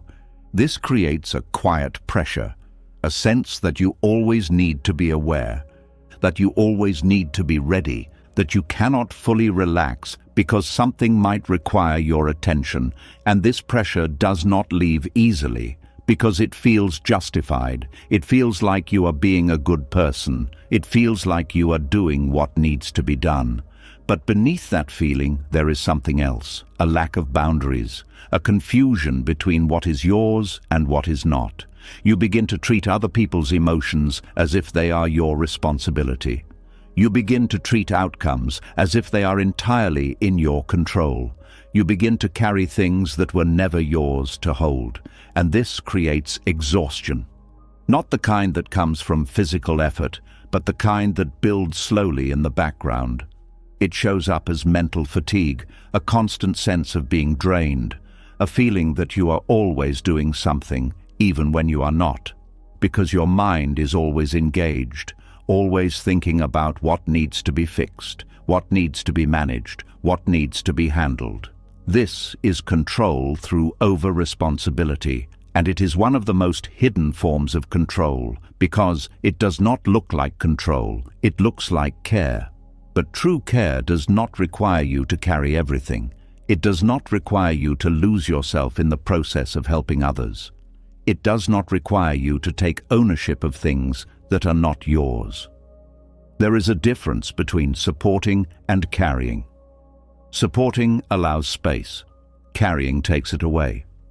When you support someone, you are present with them.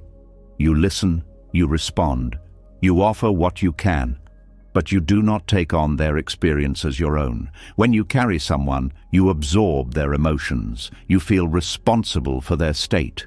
You try to fix what they are going through, and in doing so, you blur the line between you and them. This blurring creates confusion, because now you are not only dealing with your own inner world, you are dealing with theirs as well, and this doubles the weight, sometimes even more. There is also a fear behind this pattern, the fear that if you do not take responsibility, something will go wrong. That if you do not step in, things will fall apart. That if you do not manage the situation, it will become worse.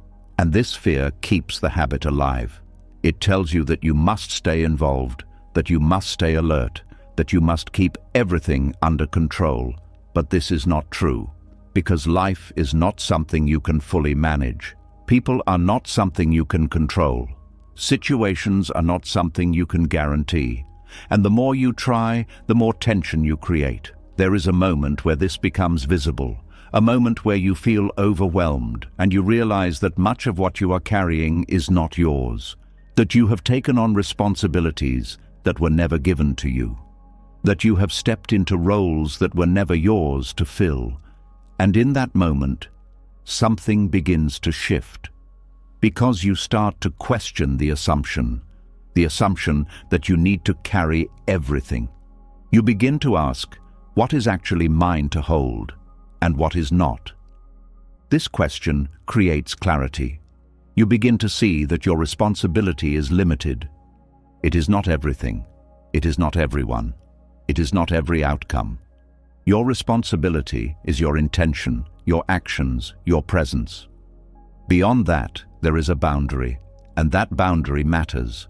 Because without it, you lose balance, you lose clarity, you lose yourself. Learning to release over-responsibility does not mean you stop caring. It means you care in a different way. A way that does not consume you, a way that does not drain you, a way that allows both you and others to exist without being controlled. You begin to allow others to have their own experiences, their own emotions, their own reactions, without needing to step in and change them. You begin to trust that people can handle their own lives, that situations can unfold without your constant involvement, that not everything depends on you, and this trust brings relief, because you are no longer holding everything together. You are allowing things to be. There will still be moments where the mind tries to take on more, moments where it feels like you should do something, fix something, carry something, but now you can see it. You can feel the weight before it fully settles. You can notice the urge to take responsibility beyond what is yours, And instead of following it, you pause. You ask yourself, is this mine to carry? And if it is not, you let it go. Not with force, not with resistance, but with understanding, with clarity, with a quiet decision to return to your own space. And in that return, something changes. The heaviness begins to lift. The pressure begins to fade. The constant engagement begins to settle. Because you are no longer extending yourself beyond your limits. You are grounded, centered, present within your own experience. And this creates a different kind of peace. A peace that is not built on managing everything, but on knowing what is yours and what is not. A peace that allows you to care without being consumed, to support without losing yourself, to be present without carrying unnecessary weight. This is where balance begins. Not by doing more, but by holding less. Not by controlling more, but by releasing what was never yours. And as this becomes clearer, you begin to feel lighter, more at ease, less burdened, because you are no longer living as if everything depends on you. You are living with an understanding that allows space. Space for yourself, space for others, space for life to move without constant interference. And in that space, something simple becomes clear. You were never meant to carry everything. You were only meant to carry what is yours, nothing more, nothing less. And in that realization, there is a quiet freedom, a freedom from the weight of over-responsibility, a freedom from the need to control through carrying, a freedom that allows you to finally rest, not because everything is perfect, but because you are no longer trying to hold the world together. You are allowing it to be. And in that allowance, there is peace. And as that weight begins to fall away, as you finally stop carrying what was never yours, something else quietly appears in its place. A space you are not used to, a stillness that feels unfamiliar. And instead of immediately bringing peace, it can feel unsettling, almost uncomfortable. Because for a mind that has been trained to control, fix and manage, stillness does not feel safe. It feels like something is missing. There is a quiet moment where nothing is happening, and yet something inside you becomes alert, a subtle urge to do something, to think something, to check something. It is not always loud, but it is persistent, a feeling that you should not just sit here, that you should be moving, planning, adjusting, interfering in some way. And this feeling reveals something important. The mind has become used to activity, not just physical activity, but mental movement. It has learned to stay engaged, to stay ahead, to stay involved. And when that movement stops, it does not recognize the stillness as peace. It recognizes it as danger, because stillness removes the illusion of control. When you are not doing anything, not thinking ahead, not managing outcomes, there is nothing for the mind to hold on to. There is no sense of directing what comes next. There is no feeling of being in charge. And for a conditioned mind, this feels uncomfortable. It feels like losing control. And the mind reacts to that. It begins to create thoughts. Small at first, then more. It brings up things you need to do, things you should think about, problems you might have missed, conversations you need to revisit, plans you should make. Not because these things are urgent, but because they restore movement. They give the mind something to hold on to again. They create the feeling of control, and so the cycle continues. Stillness appears. The mind becomes uncomfortable. Thoughts arise, movement returns, and the stillness disappears. This is the fear of letting life unfold without interference. It is not always obvious. It does not always show up as fear in a clear way. But it is there, hidden beneath the need to stay engaged, the need to do something, the need to interfere. Because without interference, there is openness, and openness feels uncertain. There is no clear direction, no defined outcome, no immediate sense of control. And the mind has been trained to avoid this. It has been conditioned to believe that if it is not actively involved, something might go wrong. That if it lets go, it will miss something. that if it remains still, it is not being responsible. But this belief creates tension because it keeps the mind in constant motion. It prevents rest. It prevents ease. It prevents the natural unfolding of life. There is also something deeper beneath this pattern, a fear of what might arise in stillness, because when the mind is quiet, when there is no distraction, no planning, no controlling, things begin to surface. Feelings that were ignored, thoughts that were pushed aside, sensations that were never fully felt. And this can feel uncomfortable. So the mind avoids stillness, not because stillness is dangerous, but because it reveals what has been hidden. It brings you closer to your direct experience, without filters, without distraction, without control. And this closeness can feel intense at first, because you are no longer escaping, you are present, fully. And presence has a depth that the mind is not always used to, but this depth is not something to fear, it is something to understand. Because what arises in stillness is not new, it has always been there. It was simply covered by activity, by thinking, by controlling. And when that covering is removed, it becomes visible. This is where the shift begins, not by forcing stillness, but by allowing it, by noticing the urge to move, by seeing the discomfort, by feeling the pull to interfere, and choosing not to follow it. Not as a struggle, but as an observation. You begin to sit with the stillness, even when it feels unfamiliar, even when the mind tries to pull you away. You remain, you stay, you allow. And something begins to change. The discomfort starts to soften. The urge to interfere begins to weaken. The mind slowly learns that stillness is not a threat, that nothing is missing, that nothing needs to be added. There is also a quiet realization that emerges, that life does not need your constant interference to function, that things are unfolding whether you control them or not, that much of what you were trying to manage was already moving on its own. This realization brings relief because it removes the pressure. You no longer feel like you must be involved in everything. You no longer feel like you must guide every moment. You begin to trust the unfolding, not blindly, but naturally. You begin to see that life has its own movement, its own rhythm, its own intelligence, and that your role is not to control it, but to participate in it, to respond when needed, to act when appropriate, but not to interfere constantly. This creates space, a space where you can rest, where you can be without needing to do, where you can experience life without managing it.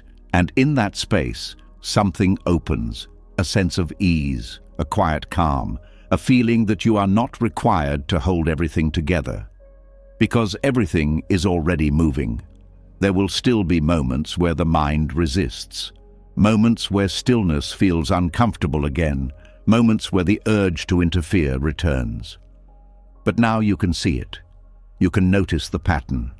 You can feel the movement beginning. And instead of following it, you pause. You stay.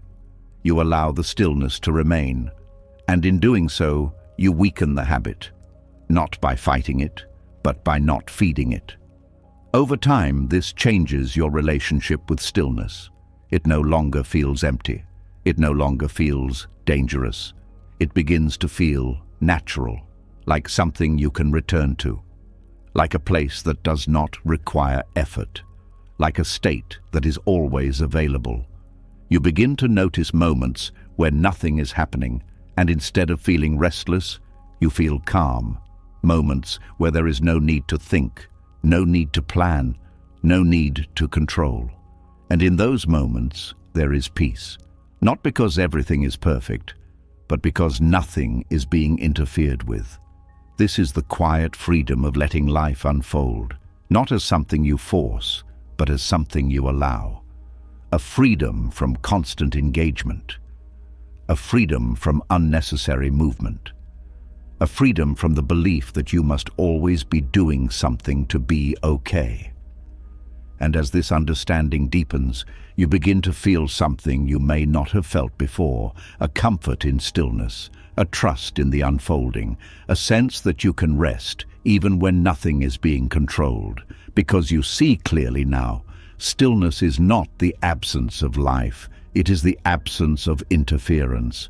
And in that absence, life reveals itself more clearly, more naturally, more fully. And you realize something simple, yet profound. You were never meant to control every moment. You were meant to experience it. And the moment you stop interfering, the moment you allow life to move as it is, something shifts. The tension dissolves, the fear fades. And what remains is something steady, something quiet, something deeply peaceful, not created, not forced, but always there, beneath the need to control, waiting for you to stop and simply be. And as that stillness becomes more familiar, as you begin to trust the unfolding without constantly interfering, something else quietly steps forward. It does not look like fear at first. It feels like responsibility, like urgency, like something that must be handled right now. But when you look closer, you begin to notice a pattern. A need to fix, to resolve, to close every open loop as quickly as possible. And in that moment, you start to see how even this urgency has been pulling you away from peace. There is a pressure that arises the moment something feels incomplete, a conversation that feels off, a problem that appears, a feeling that does not sit right. Instead of allowing it to be there, the mind reacts. It moves quickly. It searches for a solution. It tries to fix the situation before it fully understands it. This movement feels necessary. It feels like you are taking action. It feels like you are being effective, but beneath it, there is something else, a discomfort with leaving things unresolved, a resistance to letting something remain open, a belief that everything must be fixed immediately. And this belief creates urgency, not a calm, clear movement toward resolution, but a rushed reaction driven by tension. You begin to notice it in small ways. A message that is not replied to quickly enough creates unease. A misunderstanding pushes you to explain yourself right away. An uncomfortable feeling leads you to search for a way to remove it instantly. The mind does not want to wait. It does not want to sit with uncertainty. It does not want to allow things to unfold naturally. It wants resolution now. And this urgency creates pressure. Because it removes space, it removes the time needed for clarity to arise. It pushes you into action before understanding is complete. And in that rush, something is lost. The ability to see clearly, the ability to respond thoughtfully, the ability to remain grounded. Instead, you react. You move quickly, trying to fix what feels uncomfortable. But this quick movement is often driven by emotion, not clarity. It is driven by the need to escape discomfort, not by a clear understanding of what is needed. And this leads to more complications, because actions taken in urgency often create new problems. You say things you did not fully mean. You make decisions without seeing the full picture. You try to resolve something that needed time, not force. And this creates a cycle. A problem appears. You rush to fix it. The fix creates more tension. You try to fix that tension. And the cycle continues. There is also something deeper behind this compulsion. A belief that discomfort should not exist. That if something feels off, it must be corrected immediately. That if something is uncertain, it must be resolved. But this belief creates instability, because life is not always smooth. There are moments of confusion, moments of discomfort, moments where things are not clear. And these moments are not problems. They are part of the process. They are spaces where understanding develops, where emotions settle, where clarity forms. But when you rush to fix them, you interrupt that process. You do not allow things to settle. You do not allow space for clarity to emerge. You replace patience with urgency, and urgency clouds perception. There is a difference between action and reaction. Action comes from clarity. It is steady, it is grounded, it does not feel rushed. Reaction comes from discomfort. It is quick, it is pressured, it is driven by the need to escape. And the compulsion to fix everything immediately is a form of reaction. It is not about what is actually needed. It is about what feels uncomfortable. And this creates a disconnect because you are not responding to reality as it is. You are responding to your discomfort with it. This is why urgency destroys clarity. Because clarity requires space. It requires time. It requires the ability to observe without immediately acting. But urgency removes that space. It pushes you to move before seeing, to act before understanding, to fix before fully feeling. And in doing so, it creates more confusion. There is a moment where this becomes clear, a moment where you realize that rushing has not brought you peace, that fixing things quickly has not made them better, that the constant need to resolve everything has only created more tension. And in that moment, something shifts, because you begin to question the urgency itself. You begin to ask, does this really need to be fixed right now? And often, the answer is no. What is needed is not immediate action. It is presence. It is patience. It is the willingness to allow the situation to unfold. This does not mean you avoid action. It means you do not rush into it. You allow space for clarity to arise. You allow time for emotions to settle. You allow the moment to reveal what is actually needed. And this changes your relationship with problems. They no longer feel like emergencies. They become experiences, things that can be observed, understood, and responded to when the time is right. There is also a quiet strength in this, the ability to pause, to not react immediately, to remain present even when something feels uncomfortable. This strength does not come from controlling the situation. It comes from not being controlled by it, from not being pulled into urgency, from not being driven by the need to fix. You begin to notice the impulse as it arises, the urge to act quickly, the pressure to resolve, the discomfort of leaving something open, and instead of following it, you pause, you breathe, you allow the moment to be as it is, and in that pause, something changes. The intensity softens, the urgency fades, the mind becomes clearer, and from that clarity, action can arise naturally, not forced, not rushed, but appropriate. There is also a deeper trust that begins to form, a trust that not everything needs to be fixed immediately, that some things resolve on their own, that some situations require time, not intervention, that not every discomfort is a problem to solve. This trust reduces pressure because you are no longer trying to control every moment. You are allowing life to move, and this creates ease, a sense that you do not need to be constantly engaged, that you do not need to fix everything, that you can step back without things falling apart. There will still be moments where urgency returns, moments where the mind feels the need to act, to fix, to resolve, but now you can see it. You can feel the difference between clarity and compulsion. You can recognize when action is needed and when it is not. And this recognition allows you to choose, not from pressure, but from awareness. Over time, this changes everything. You become more patient, not because you are forcing yourself to wait, but because you no longer feel the need to rush. You become more clear, not because you are thinking more, but because you are allowing space for understanding to arise. You become more at ease, not because everything is perfect, but because you are no longer trying to fix everything. And in that ease, something settles. A quiet calm, a steady presence, a sense that things can unfold without your constant intervention. And in that unfolding, you begin to see something clearly. Not everything needs to be fixed. Not everything needs to be resolved right away. Not everything is a problem. Some things are simply part of the flow, and when you stop rushing to change them, when you allow them to move naturally, something shifts. The tension dissolves, the pressure fades, and what remains is something simple, a quiet clarity, a steady patience, a deep sense of peace that comes not from fixing everything, but from no longer needing to.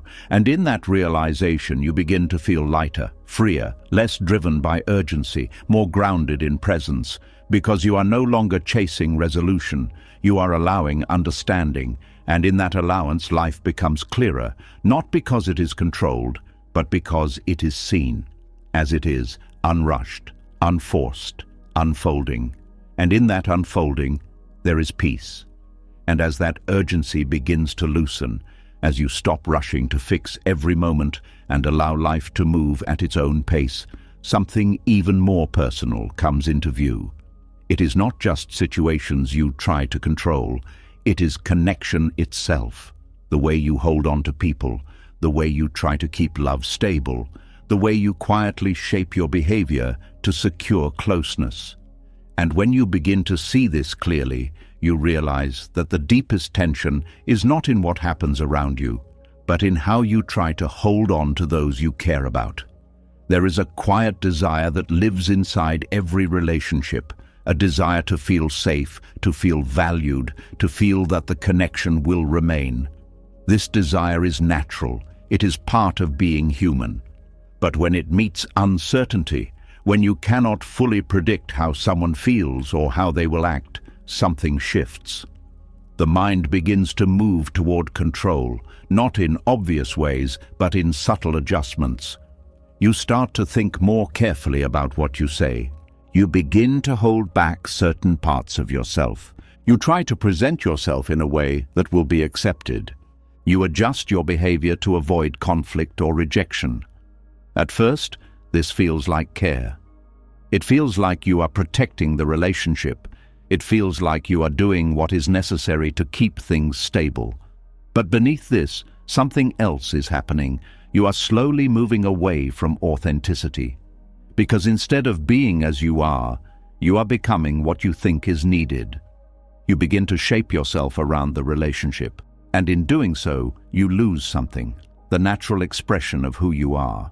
There is also a deeper belief driving this behavior, the belief that love can be secured, that if you act the right way, say the right things, avoid the wrong moves, you can make the relationship stable, that you can prevent distance, that you can control how the other person feels. But this belief creates pressure, because now the relationship is something you must manage, something you must maintain through constant adjustment, something you must protect through control.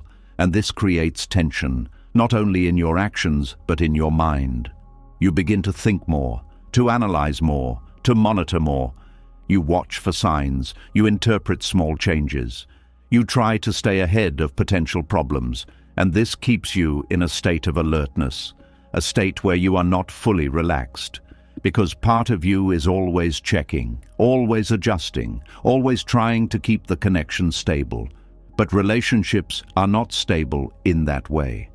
They are alive, they move, they change, they grow in ways that cannot be fully controlled, and when you try to fix them into a certain form, you create resistance, a resistance that shows up as tension in the connection, because the other person can feel it. They can feel the subtle pressure, the unspoken expectations, the need for things to be a certain way, and this affects the dynamic. Because instead of two people meeting naturally, there is a layer of control, a layer that tries to guide, to shape, to secure. And this layer creates distance, even if everything looks fine on the surface. There is also something else that happens when you try to control love.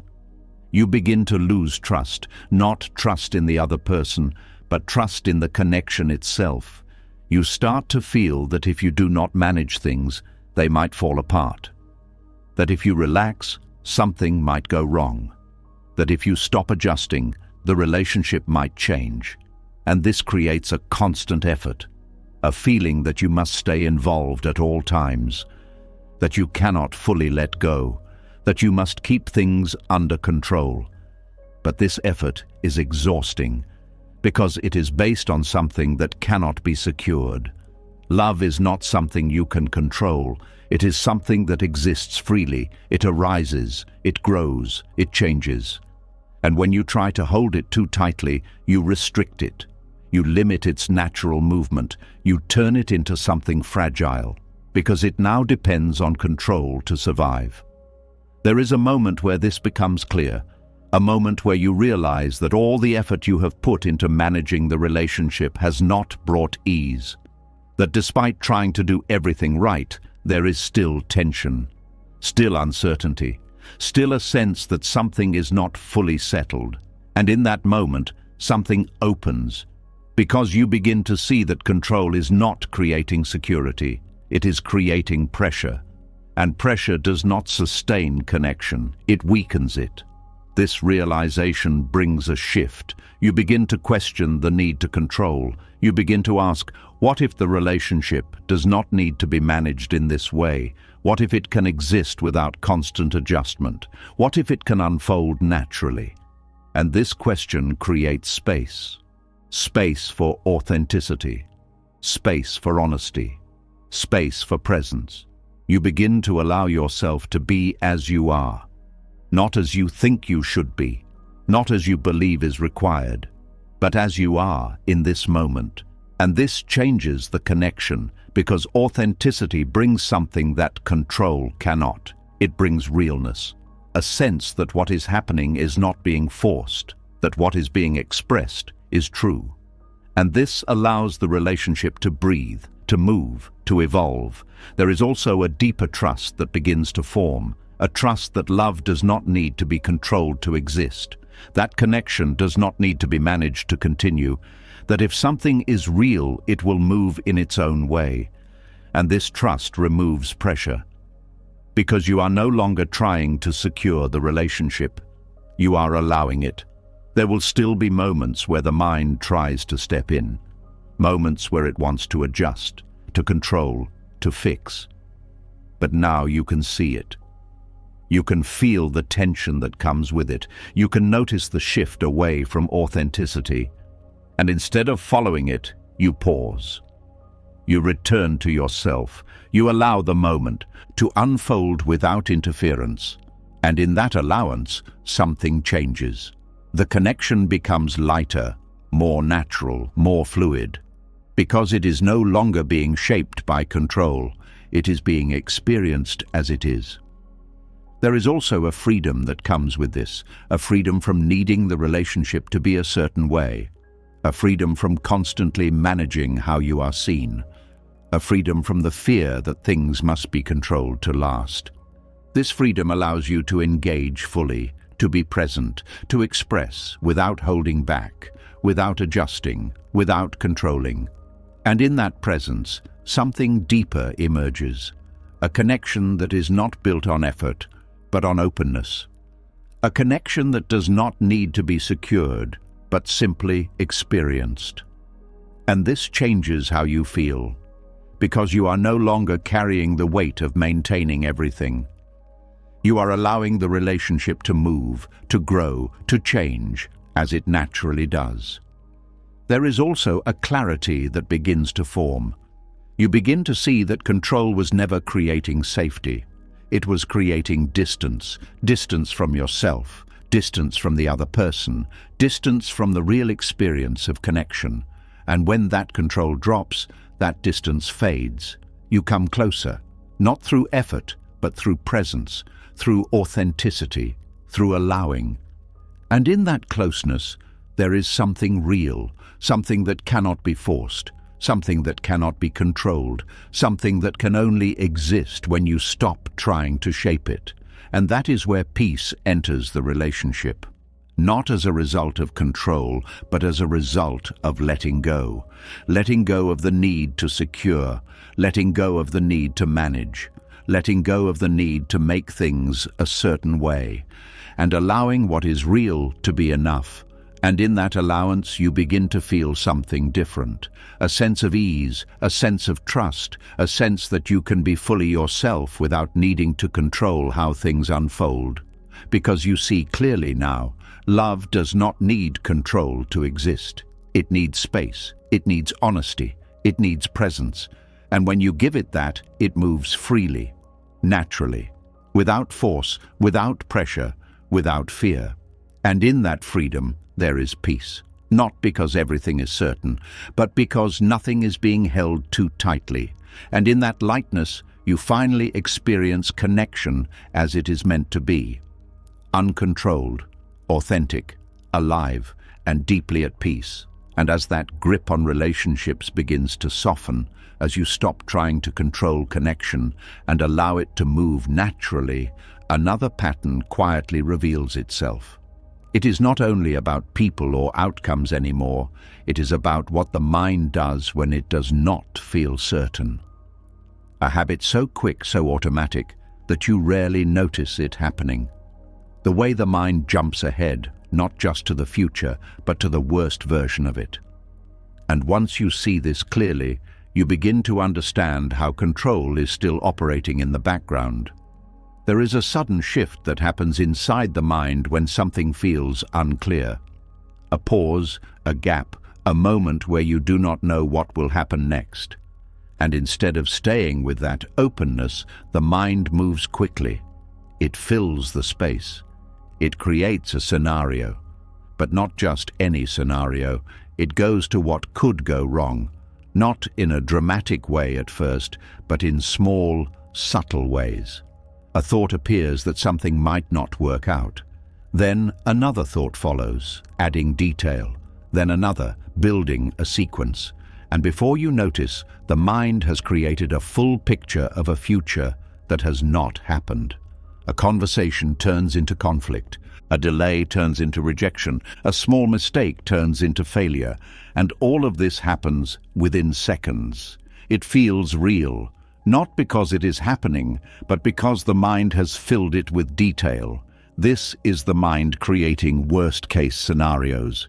It believes it is protecting you. It believes that by imagining what could go wrong, it can prepare you, that it can help you avoid pain, that it can keep you safe. But what it is actually doing is something very different. It is creating tension. Because the body does not always distinguish between what is real and what is imagined. When the mind creates a negative scenario, the body responds. You feel it, a tightening in the chest, a subtle unease, a shift in your breathing, and suddenly you are reacting to something that is not happening. This is where control hides. The mind tries to anticipate problems so it can neutralize them before they occur. It tries to stay ahead of life, to predict what might go wrong and prepare for it. But this preparation never ends.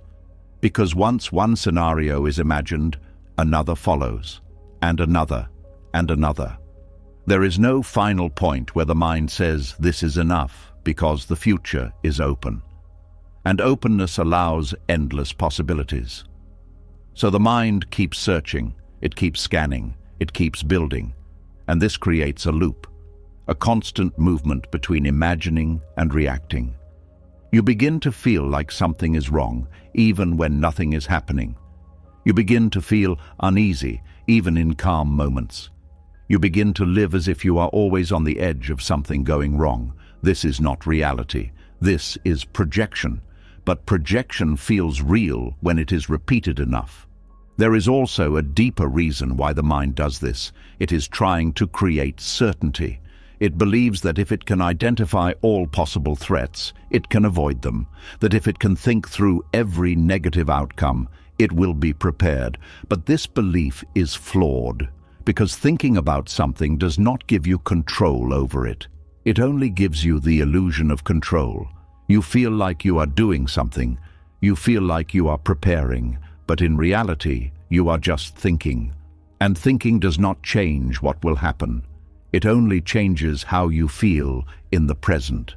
And when the thinking is focused on negative possibilities, it creates a constant sense of danger, even when you are safe. There is a moment where this becomes clear.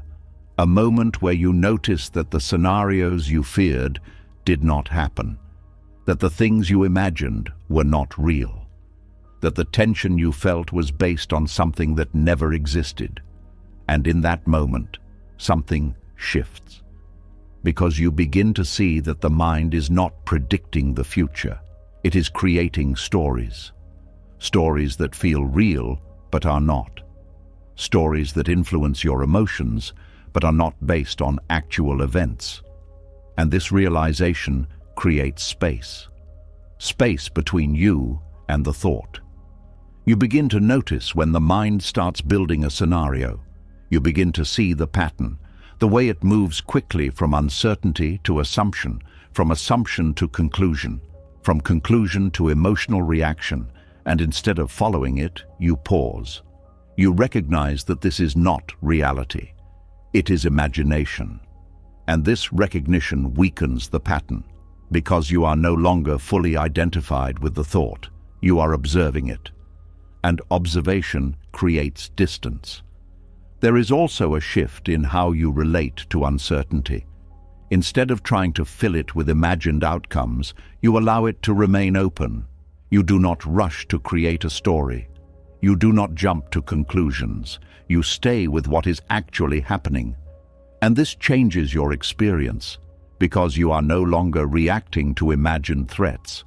You are responding to real situations. And this brings calm, a sense of stability, a feeling that you are grounded in what is real, not what is imagined. There will still be moments where the mind tries to create scenarios, moments where it pulls you into possible futures. But now you can see it. You can feel the shift. You can notice when you are moving away from the present. And instead of continuing, you return. You come back to what is here, to what is actually happening. And in that return, the imagined scenarios lose their power, because they are not being fed, they are not being followed, they are simply passing through. This is where control begins to dissolve, not because you forced it, but because you stopped participating in it. You stopped trying to manage the future through imagination. You stopped trying to neutralize threats that do not exist. You allowed the mind to settle, and in that settling, something becomes clear. You do not need to anticipate every possible problem to be safe. You do not need to imagine worst-case scenarios to be prepared. You only need to be present, to respond when something actually happens, not before.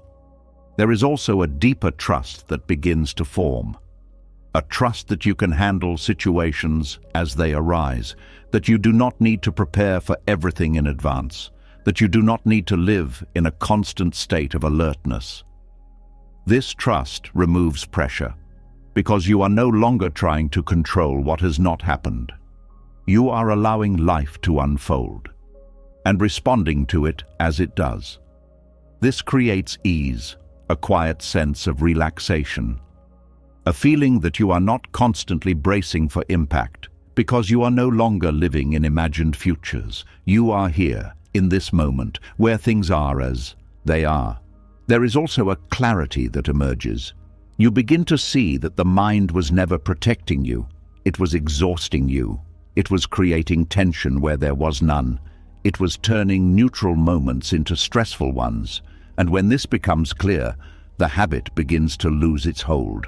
Not because you stopped thinking, but because you stopped believing every thought. You stopped following every scenario. You stopped reacting to every possibility. And in that stopping, something opens, a sense of calm, a feeling of groundedness, a presence that is not shaken by imagined outcomes. And in that presence, there is peace. Not because the future is certain, but because you are no longer trying to control it. You are allowing it to come, as it will, and when it arrives, you will meet it. Not with fear, not with tension, but with clarity, with awareness, with a steady presence that does not depend on what might happen. And in that steadiness, you find something you could never find in anticipation. A peace that exists now, not in the future, not in imagined outcomes, but here, in what is real, unchanged by what could be, unaffected by what might happen, simply present, simply aware, simply at peace. And as that grip on imagined futures begins to loosen, as you stop chasing every possible outcome and return to what is real, something even deeper begins to surface. It is no longer just about thoughts or habits. It is about who you believe yourself to be. Because after holding on for so long, after trying to manage everything, after building your sense of safety around control, it no longer feels like something you do. It feels like something you are. There is a quiet identity that forms over time. It does not appear all at once, but slowly, through repetition, through the constant need to stay ahead, to manage, to keep things together. You begin to see yourself as the one who handles things, the one who stays in control, the one who does not let life slip out of place. At first, this feels strong. It feels like discipline. It feels like awareness. It feels like responsibility. And others may even recognize you for it. They may say you are reliable. They may say you are composed. They may say you have everything together. And this reinforces the identity, because now it is not just something you do. It is something you are known for, something you take pride in, something you protect. But beneath this identity, there is something else, a quiet tension, a constant effort, a feeling that you must maintain this image, because if you let go, something might change. And this is where control becomes personal. It is no longer about managing situations. It is about maintaining who you believe yourself to be. You begin to feel that if you are not in control, you are not yourself. That if things become uncertain, you are losing something. That if you stop managing everything, you might fall apart. And this creates fear. Not the fear of what will happen, but the fear of who you will be without control. Because the identity has been built around it. You have learned to associate control with stability, with strength, with safety. So letting go does not feel like release. It feels like loss, like stepping into something unfamiliar, like leaving behind something that has defined you. But this identity is not as solid as it seems. It is constructed, built from habits, reinforced by repetition, shaped by past experiences. It is not who you truly are. It is a pattern. And like all patterns, it can be seen, it can be understood, it can be released. There is a moment where this becomes clear. A moment where you notice that the effort to stay in control is not bringing ease. That the identity you are holding on to is not giving you peace. That the constant need to manage is creating pressure, not freedom. And in that moment, something begins to shift. Because you start to question the identity itself. You begin to ask, who am I without this? And this question creates space. At first, that space can feel uncomfortable, because it is unfamiliar, because the mind does not know how to define itself without control. But within that discomfort, there is also possibility. A possibility to see beyond the identity. To experience yourself without the constant need to manage. To discover a way of being that is not based on control. There is also something else that becomes visible. The identity of being in control is not as stable as it appears. It requires constant effort, constant attention, constant reinforcement, because the moment you stop, it begins to fade, and this shows you something important. If it needs to be maintained, it is not your true nature. Your true nature does not require effort. It does not need to be held together. It does not depend on controlling anything. It is simply present, aware, unchanging beneath all movement. But the identity of control keeps you focused on the surface, on actions, on outcomes, on maintaining a certain image. And this pulls you away from that deeper presence. The more you identify with control, the more you feel the need to uphold it. And this creates tension, because life does not always allow you to stay in control. Things change, situations shift, people act in unexpected ways. And when this happens, the identity is challenged. You feel it, a sense of instability, a discomfort, a need to regain control quickly, because without it you feel exposed. But this exposure is not a weakness. It is a doorway into something more real, because when control drops, even for a moment, you begin to experience yourself differently, not as someone who must manage everything, but as someone who can simply be. You begin to feel the difference between effort and presence, between holding and allowing, between controlling and experiencing. And this difference is profound, because presence does not require identity. It does not require you to be a certain way. It allows you to exist without needing to define yourself. This can feel unfamiliar at first because the mind is used to structure, used to labels, used to defining who you are. But as you stay with it, something begins to settle. The need to define yourself through control starts to loosen. The pressure to maintain a certain image begins to fade, and in that fading there is relief. A release from the constant effort of being someone, of upholding an identity, of staying in control. There is also a quiet realization that emerges. That letting go of control does not mean losing yourself. It means discovering what remains when control is not there. And what remains is not emptiness. It is presence.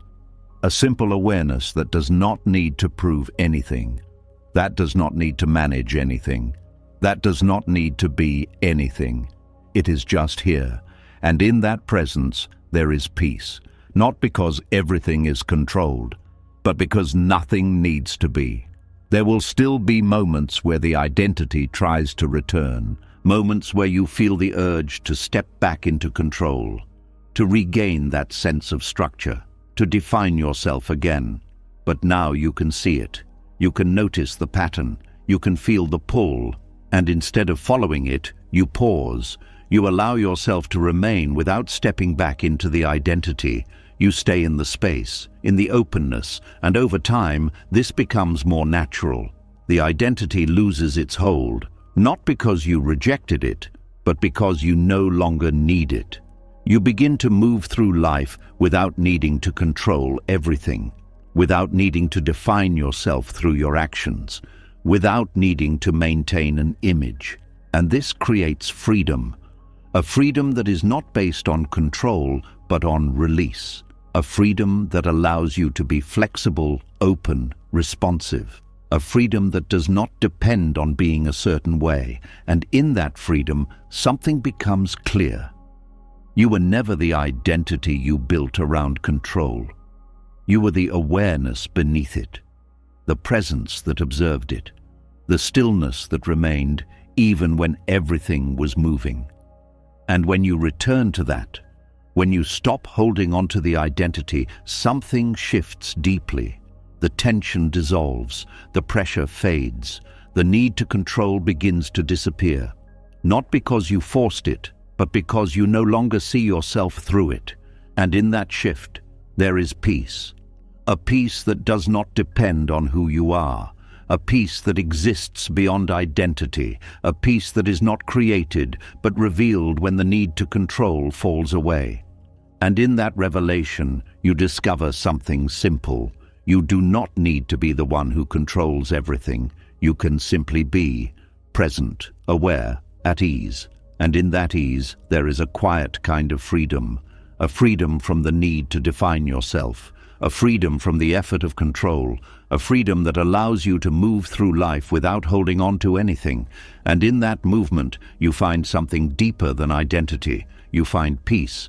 And as that identity begins to loosen, as you stop defining yourself through control and start resting more in simple awareness, something even more subtle begins to reveal itself.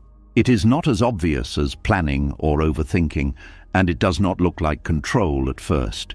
It feels softer, almost harmless. It feels like connection, like checking, like wanting to be sure. But when you look closely, you begin to notice that even this carries a quiet tension, a need to confirm, to be reassured, to know that everything is still okay. There is a small question that appears in the mind, often unnoticed. It sounds simple, it sounds reasonable, but it repeats, are they still okay with me? Did I do the right thing? Is everything fine? These questions do not come once. They return again and again, and each time they carry a subtle discomfort, a feeling that something is uncertain, something needs to be confirmed before you can relax. This is the beginning of seeking reassurance. It does not feel like control. It feels like clarity. It feels like you are just trying to understand. But beneath it, there is a deeper movement, a desire to stabilize how you feel by controlling what others say. You look for signs, a message, a tone, a reaction. You listen carefully, not just to hear, but to confirm, to make sure nothing has changed, to make sure everything is still safe. And for a moment, when reassurance is given, you feel relief. A soft release, a sense that things are okay again. But this relief does not last, because the uncertainty returns, and with it, the need to ask again, to check again, to confirm again. This creates a cycle, a quiet loop that keeps you dependent on external responses. You begin to feel that your sense of calm depends on what others say, that your stability depends on their reassurance. And this is where the hidden control appears, because you are no longer just experiencing the relationship.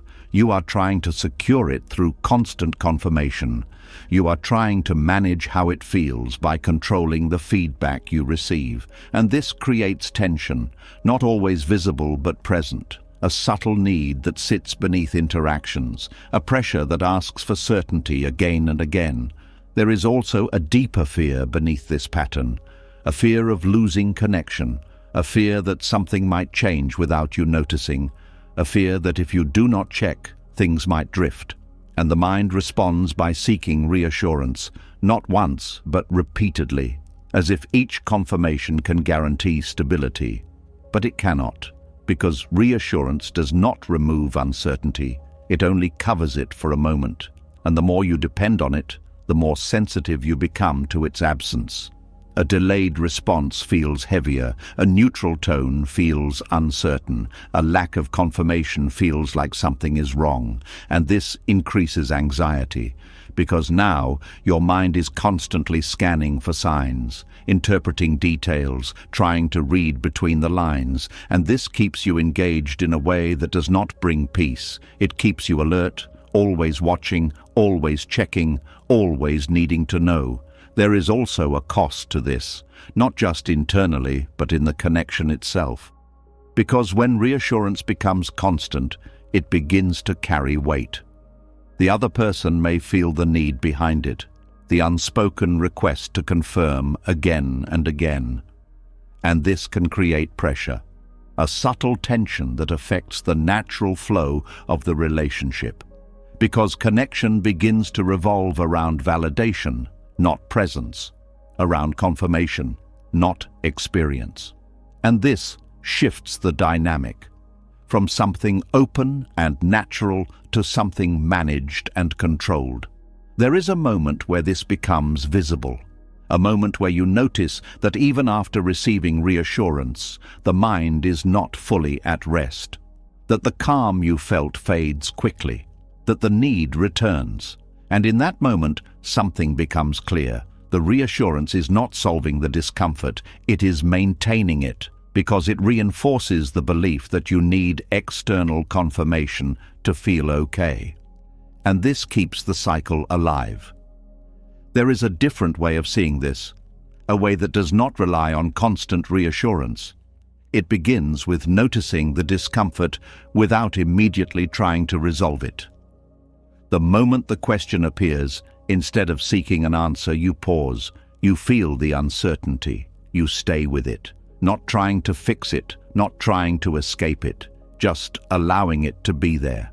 At first, this feels uncomfortable because the mind is used to moving quickly, used to seeking answers, used to closing the gap. But as you stay, something begins to change.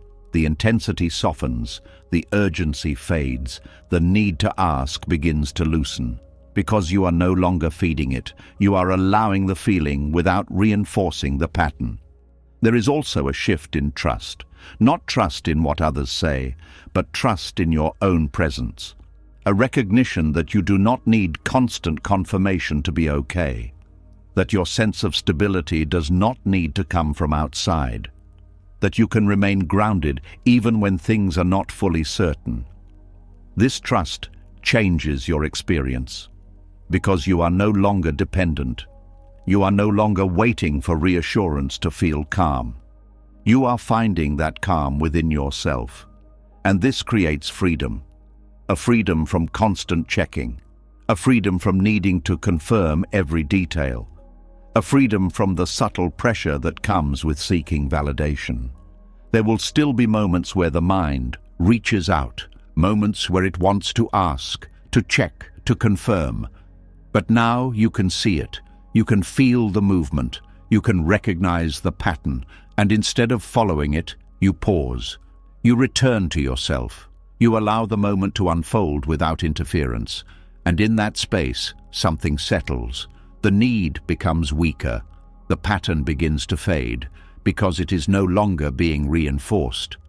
There is also a deeper understanding that emerges. That validation does not create security. It creates dependence. And true security does not come from outside. It comes from your ability to remain steady within yourself, to feel without needing immediate confirmation, to stay present without needing constant reassurance. This steadiness brings peace, a quiet calm that is not shaken by small uncertainties, a grounded presence that does not rely on external responses, a sense that you are okay, even when things are not fully confirmed. And in that sense, something shifts. You begin to relate differently. You listen without needing to interpret. You speak without needing to be validated. You connect without needing to secure the outcome, and this creates a different kind of connection, one that is lighter, more natural, more real, because it is not built on control, it is built on presence. There is also a quiet relief that comes with this, a release from the constant need to check, a release from the subtle anxiety of waiting for confirmation, a release from the pattern that kept you tied to external validation.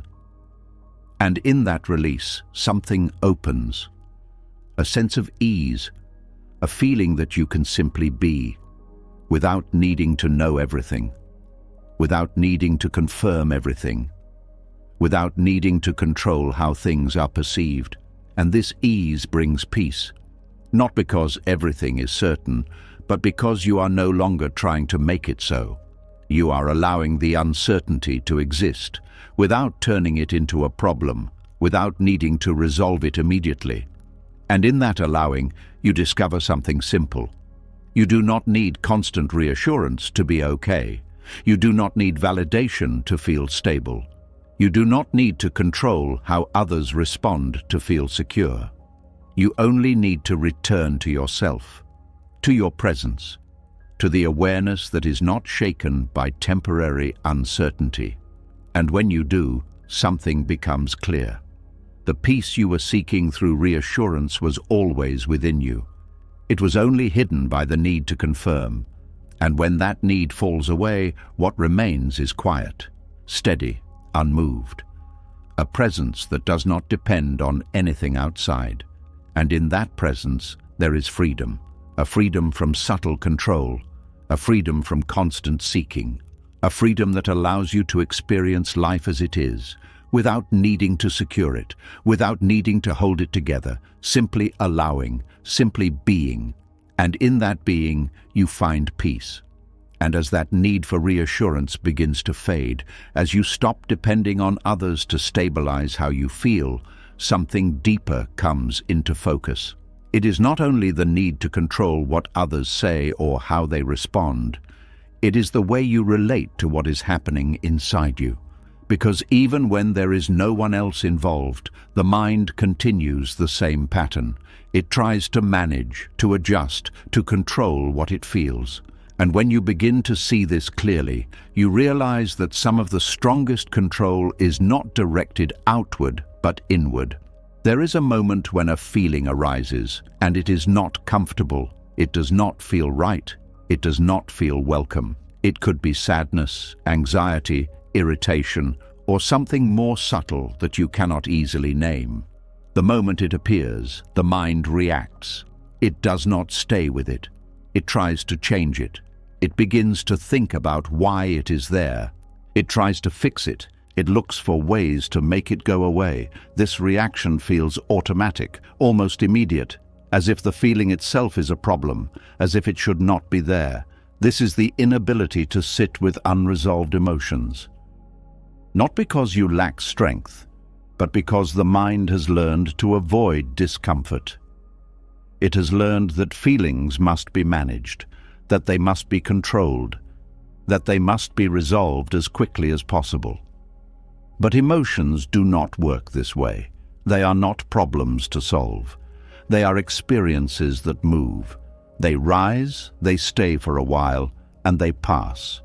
But when you interfere, when you try to control them, you interrupt this movement. You hold them in place, you keep them active. And this creates suffering. There is a subtle difference between feeling and controlling. When you feel, you allow the experience to be there. You do not add to it. You do not resist it. You do not try to change it. You simply let it move through you. But when you control, you engage with it. You think about it. You analyze it. You judge it. You try to remove it. And in doing so, you give it more energy. You keep it alive. There is also a deeper belief behind this pattern. The belief that certain emotions are not acceptable. That feeling anxious means something is wrong. That feeling sad means something needs to be fixed.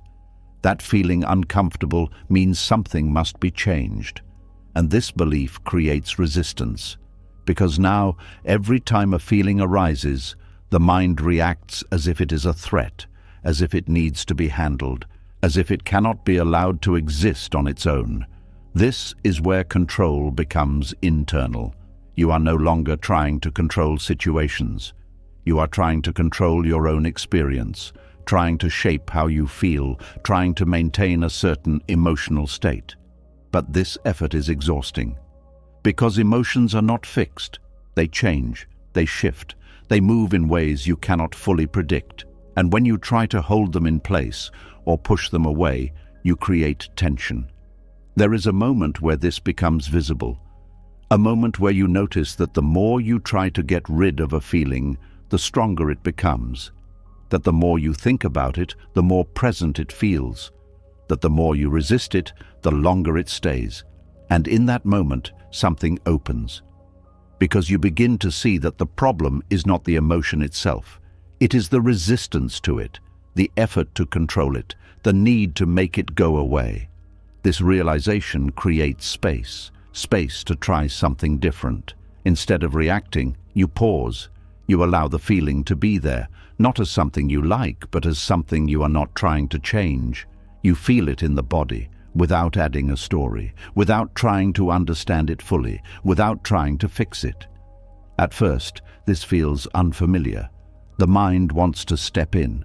It wants to explain, to analyze, to move away. But you stay. You remain present. And something begins to shift.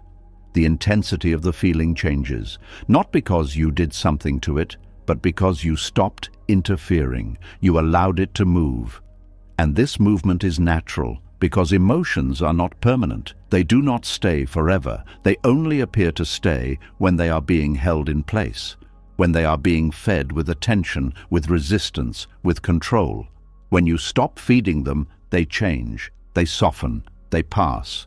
There is also a deeper understanding that begins to form, that you do not need to control your emotions to be okay, that you can experience discomfort without being overwhelmed by it, that you can feel without needing to fix.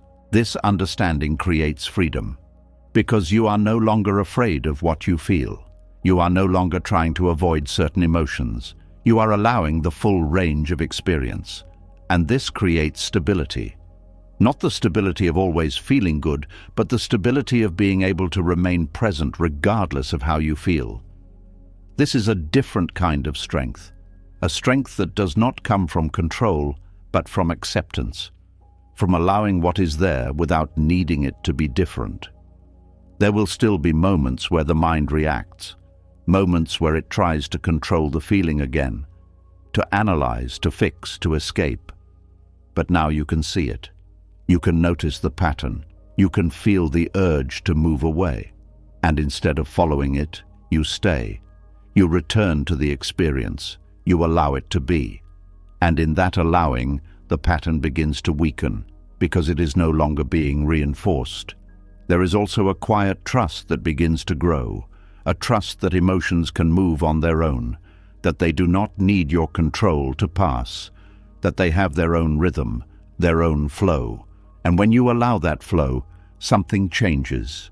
The relationship with your inner world becomes softer, less tense, less reactive. You begin to feel more at ease within yourself, not because you are controlling how you feel, but because you are allowing yourself to feel. And this creates peace, not the absence of emotion, but the absence of resistance. A peace that exists even when emotions arise, because you are not fighting them, you are not trying to change them. You are simply allowing them to be part of the experience. There is also a deeper connection that emerges, a connection to yourself. Because when you stop controlling your emotions, you begin to listen to them, not as problems, but as signals, as movements within you that do not need to be fixed, only understood. And this understanding is not intellectual, it is felt, direct, without words. And in that connection, something settles, a sense that you are no longer divided, no longer pushing parts of yourself away, no longer trying to maintain a certain state. You are whole, present, allowing everything to be as it is. And in that wholeness, there is peace, a peace that does not depend on feeling good all the time, a peace that remains even when discomfort arises. Because it is not built on control, it is built on acceptance, on the ability to sit with what is unresolved, without needing to resolve it immediately, without needing to change it, without needing to escape it. And as this ability grows, something becomes clear. You were never meant to control your emotions.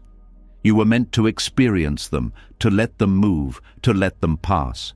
And when you stop interfering, when you allow them to follow their natural course, something shifts. The tension dissolves, the struggle fades, and what remains is something simple, a quiet presence, a steady awareness, a peace that exists not because everything is resolved, but because nothing is being resisted. And in that peace, you finally rest. Not from controlling your experience, but from allowing it, fully, naturally, without fear, without force, just as it is. And as you begin to sit more gently with your emotions, as you stop trying to force them away and allow them to move on their own, something deeper starts to come into view. It is not just about what you feel now, it is about where these patterns first began. Because the need to control did not appear randomly, it was shaped slowly over time. And when you begin to look back without judgment, you start to see that what you call control today may have once been protection. There is a memory that does not always come as a clear image, but as a feeling, a sense that things were not stable, that something was unpredictable, that the ground beneath you could shift without warning. It could have been loud or quiet, obvious or subtle, but it left an imprint, a time when you did not feel fully safe, a moment when things were out of your hands, an experience where you did not know what would happen next. And in that space, the mind learned something. It learned that unpredictability feels dangerous, that instability must be avoided, that not knowing is something to protect against. So it began to build a response, control, not as a weakness, but as a way to cope, a way to create structure where there was none, a way to feel safe in an environment that did not always offer it. At that time, it made sense. It helped you navigate uncertainty. It gave you something to hold on to. It allowed you to feel a sense of direction. But over time, that response stayed. Even when the situation changed, even when the chaos was no longer present, the pattern remained, and what was once protection became rigidity. You begin to notice it in the way you approach life, a need for things to be predictable, a discomfort when plans change, a tension when outcomes are not clear. You may not connect it to the past, but it is there, a quiet conditioning that tells you to hold things tightly, to stay in control, to avoid anything that feels unstable. And this creates a certain way of living, a way that prioritizes certainty over flexibility, control over openness, structure over flow. At first, this feels safe because it reduces the feeling of unpredictability. But it also limits you, because life does not remain fixed. It moves, it changes, it unfolds in ways that cannot always be planned. And when you try to hold it in place, you create tension. There is also something else that happens. The past begins to shape how you see the present. Even when nothing is wrong, the mind stays alert. It looks for signs. It anticipates change. It prepares for instability. Not because it is happening, but because it once did. And this creates a constant background pressure, a feeling that things must be managed carefully, that you cannot fully relax, that you must stay in control to remain safe. But this safety is based on an old response, a response that no longer fits the present moment. There is a moment where this becomes clear, a moment where you notice that your reaction is stronger than the situation, that the need to control is not coming from what is happening now, but from something deeper. And in that moment, something begins to shift, because you start to see the connection. You begin to understand that your patterns were not random. They were learned. They were shaped by experience. And this understanding brings compassion, not judgment. You begin to see that the part of you that wants control is not trying to harm you. It is trying to protect you. It is responding in the only way it knows, based on what it learned. And this changes your relationship with it, because instead of fighting the need for control, you begin to understand it. You begin to see where it comes from. You begin to feel the underlying fear, not as something to eliminate, but as something to acknowledge. And this acknowledgement creates space. Space for something new to emerge, because once you see that the pattern is based on the past, you can begin to question whether it is still needed. You can ask yourself, is this response serving me now? And often, the answer is no. Not because control is always wrong, but because the level of control you are using is based on a different context. A context that is no longer here. This realization allows something to soften. The rigidity begins to loosen. The need to hold everything tightly begins to ease, because you are no longer reacting to the present as if it were the past. You are seeing it clearly, as it is. And this clarity brings flexibility. You begin to allow things to change without immediately reacting. You begin to move with situations instead of trying to fix them in place.